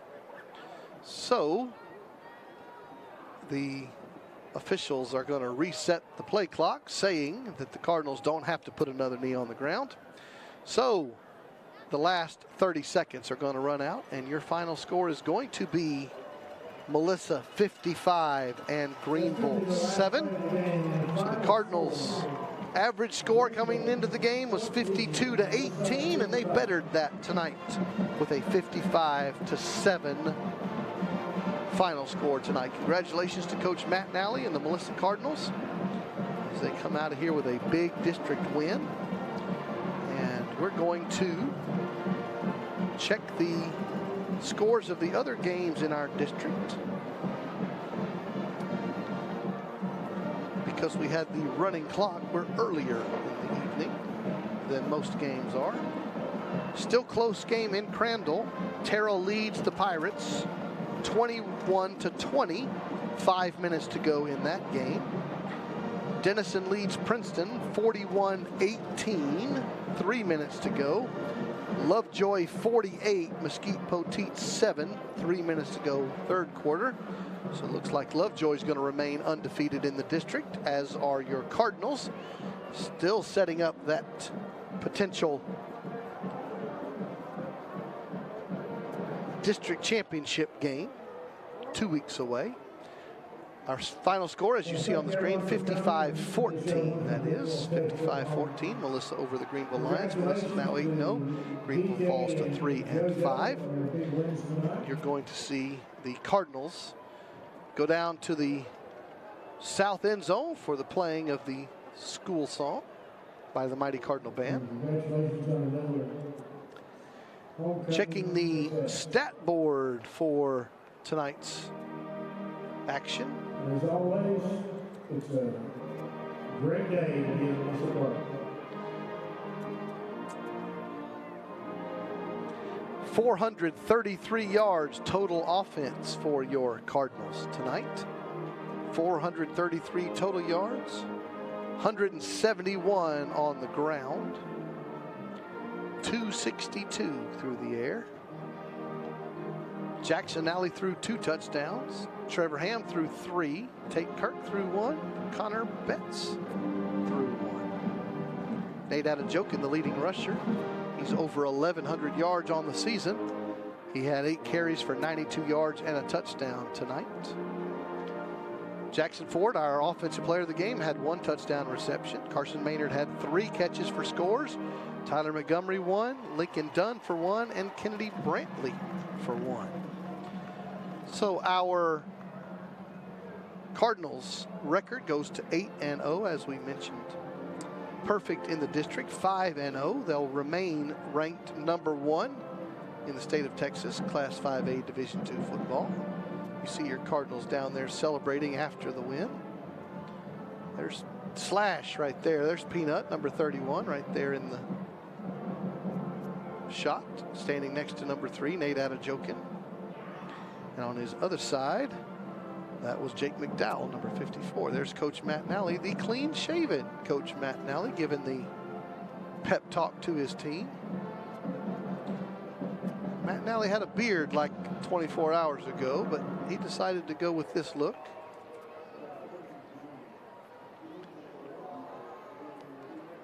Coach Matt Nally in the victory circle down there on the south end zone. We're going to have a special post-game feature for you here in just a few moments. We will invite you to be by the channel next Friday. The Melissa Cardinals will be on the road. We will go down Highway 380 a few miles and go play at Princeton next Friday. 7:30 kickoff. And it's going to be the road finale in the regular season as the Cardinals, undefeated 8-0 team, will go play Princeton next week. And then here comes some highlights from today's game. That was the opening kickoff that Petusik grabbed. And here is Trevor Ham handing the ball to Nate Adejokin, who takes it to the house for a 50-yard touchdown run. We have the trickeration on the fake punt. And hook and lateral to the punter. And Peanut grabs that football, takes it all the way down for a 1st and goal after that. Here comes a touchdown pass to Carson Maynard, one of the 3 scores he had tonight. Here was the almost interception. Trevor Ham 2. Tyler Montgomery touchdown, wide open. Here is the actual interception by DeBabney. Here's the Tate Kirk double pass. Touchdown throw by Connor Betts to, guess who? Carson Maynard, number 9. Here is a touchdown pass to Lincoln Dunn.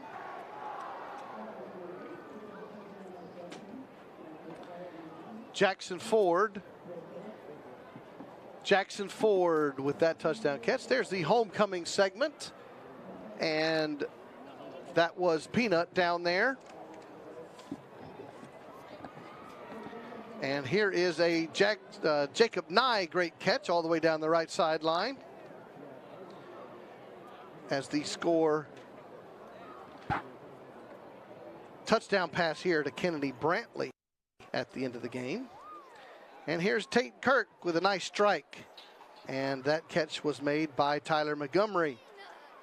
And this was the great job of the catch-up play by Doomy Gaston, forcing that fumble. And now we're going to take you down to the field. You see the Cardinals are celebrating with this big 55-14 score. And right there, you see on your shot, that's Romeo Garcia, 46. That's Miles O'Neill, 42. There's Gunnar Wilson, 7. And the Cardinals are celebrating down on the field. Remember, we have a volleyball matchup this Tuesday evening as the Cardinals play in Melissa against McKinney North. And then on Wednesday evening, we have Melissa Madness with the season opening affair for the Cardinals football team. And I'm sorry, Cardinals football team in action next Friday, Cardinals basketball team in action on Wednesday evening. And we're going to bring you a new feature here on the Melissa Cardinals Network.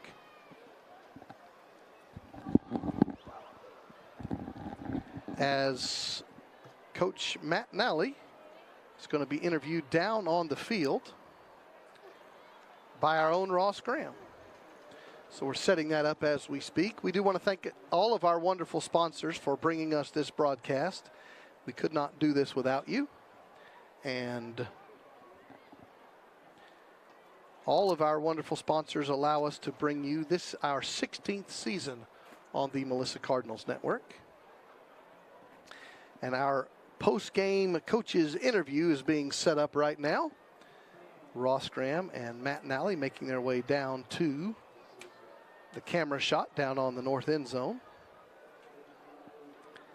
So let's send our post-game coach interview down to Ross Graham with Coach Matt Nally.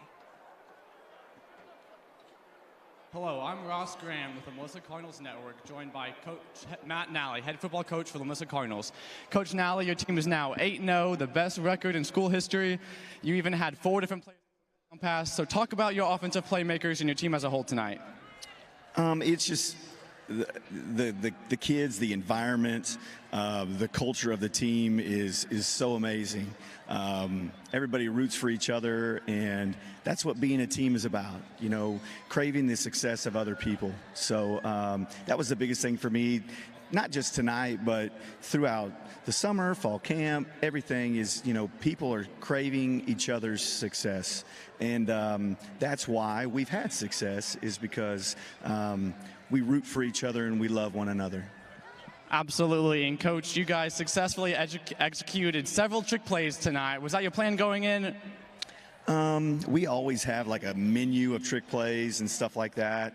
But, you know, you really got to give Coach Russell and Coach Hammy and Coach Pickup and Phelpsy and Skog, and I'm going to give a shout out to all of them, Rosh and Metter. They do such an amazing job with the offensive game plan. So, and the great thing that they do is they utilize all of our skill kids, like, you know, Connor Betts threw a touchdown tonight, you know, and that's something that, you know, we were just watching him throw in the indoor one day. We're like, wow, he's got a cannon, you know. So they made a play up for him, and he executed it well. So, but they do a fantastic job of making sure all the skill kids are involved.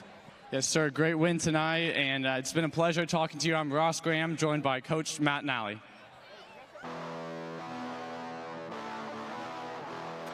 Thanks to Ross Graham and Matt Nally for our post-game coaches interview. A big win tonight as your Cardinals set a school record and go to 8-0 on the season.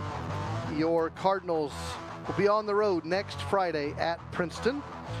We thank you for being a part of this broadcast. We have a few final stats to share with you and one more check of the scoreboard before we get out of here tonight. We are watching our district games, of course. Still 21-20, Terrell leads Crandall. And they've gone to the fourth quarter in Mesquite. Lovejoy leading the Pirates 48-7. Gone to the fourth quarter in Princeton. Denison leads 48-18. We'll put a few final stats up on the scoreboard for you. The Cardinals had 435 yards of total offense, 260 through the air, 172 on the ground. The defense allowed 215 yards and forced 1 turnover. A great night all around for your Cardinals. A dominating victory here on homecoming night. Congratulations to JoJo Miller for being the homecoming queen and DK Abrams for being the homecoming king. Congratulations to Jackson Ford for being our offensive player of the game. And we thank you for being a part of this tonight. Colin Craig was our defensive player of the game. We'll invite you one last time to First Melissa. You can join us this Sunday morning at 9 a.m. or 10:15 a.m. Go to firstmelissa.com to find out more. We'll see you next Friday in Princeton, Texas. For our producer, Craig, and all the great staff down the hall, for Randy Craman and the student staff of Melissa High School, for John Graham and Ross Graham, your final score, Melissa 55, Greenville 14. This is Trey Graham saying good night from Melissa, Texas.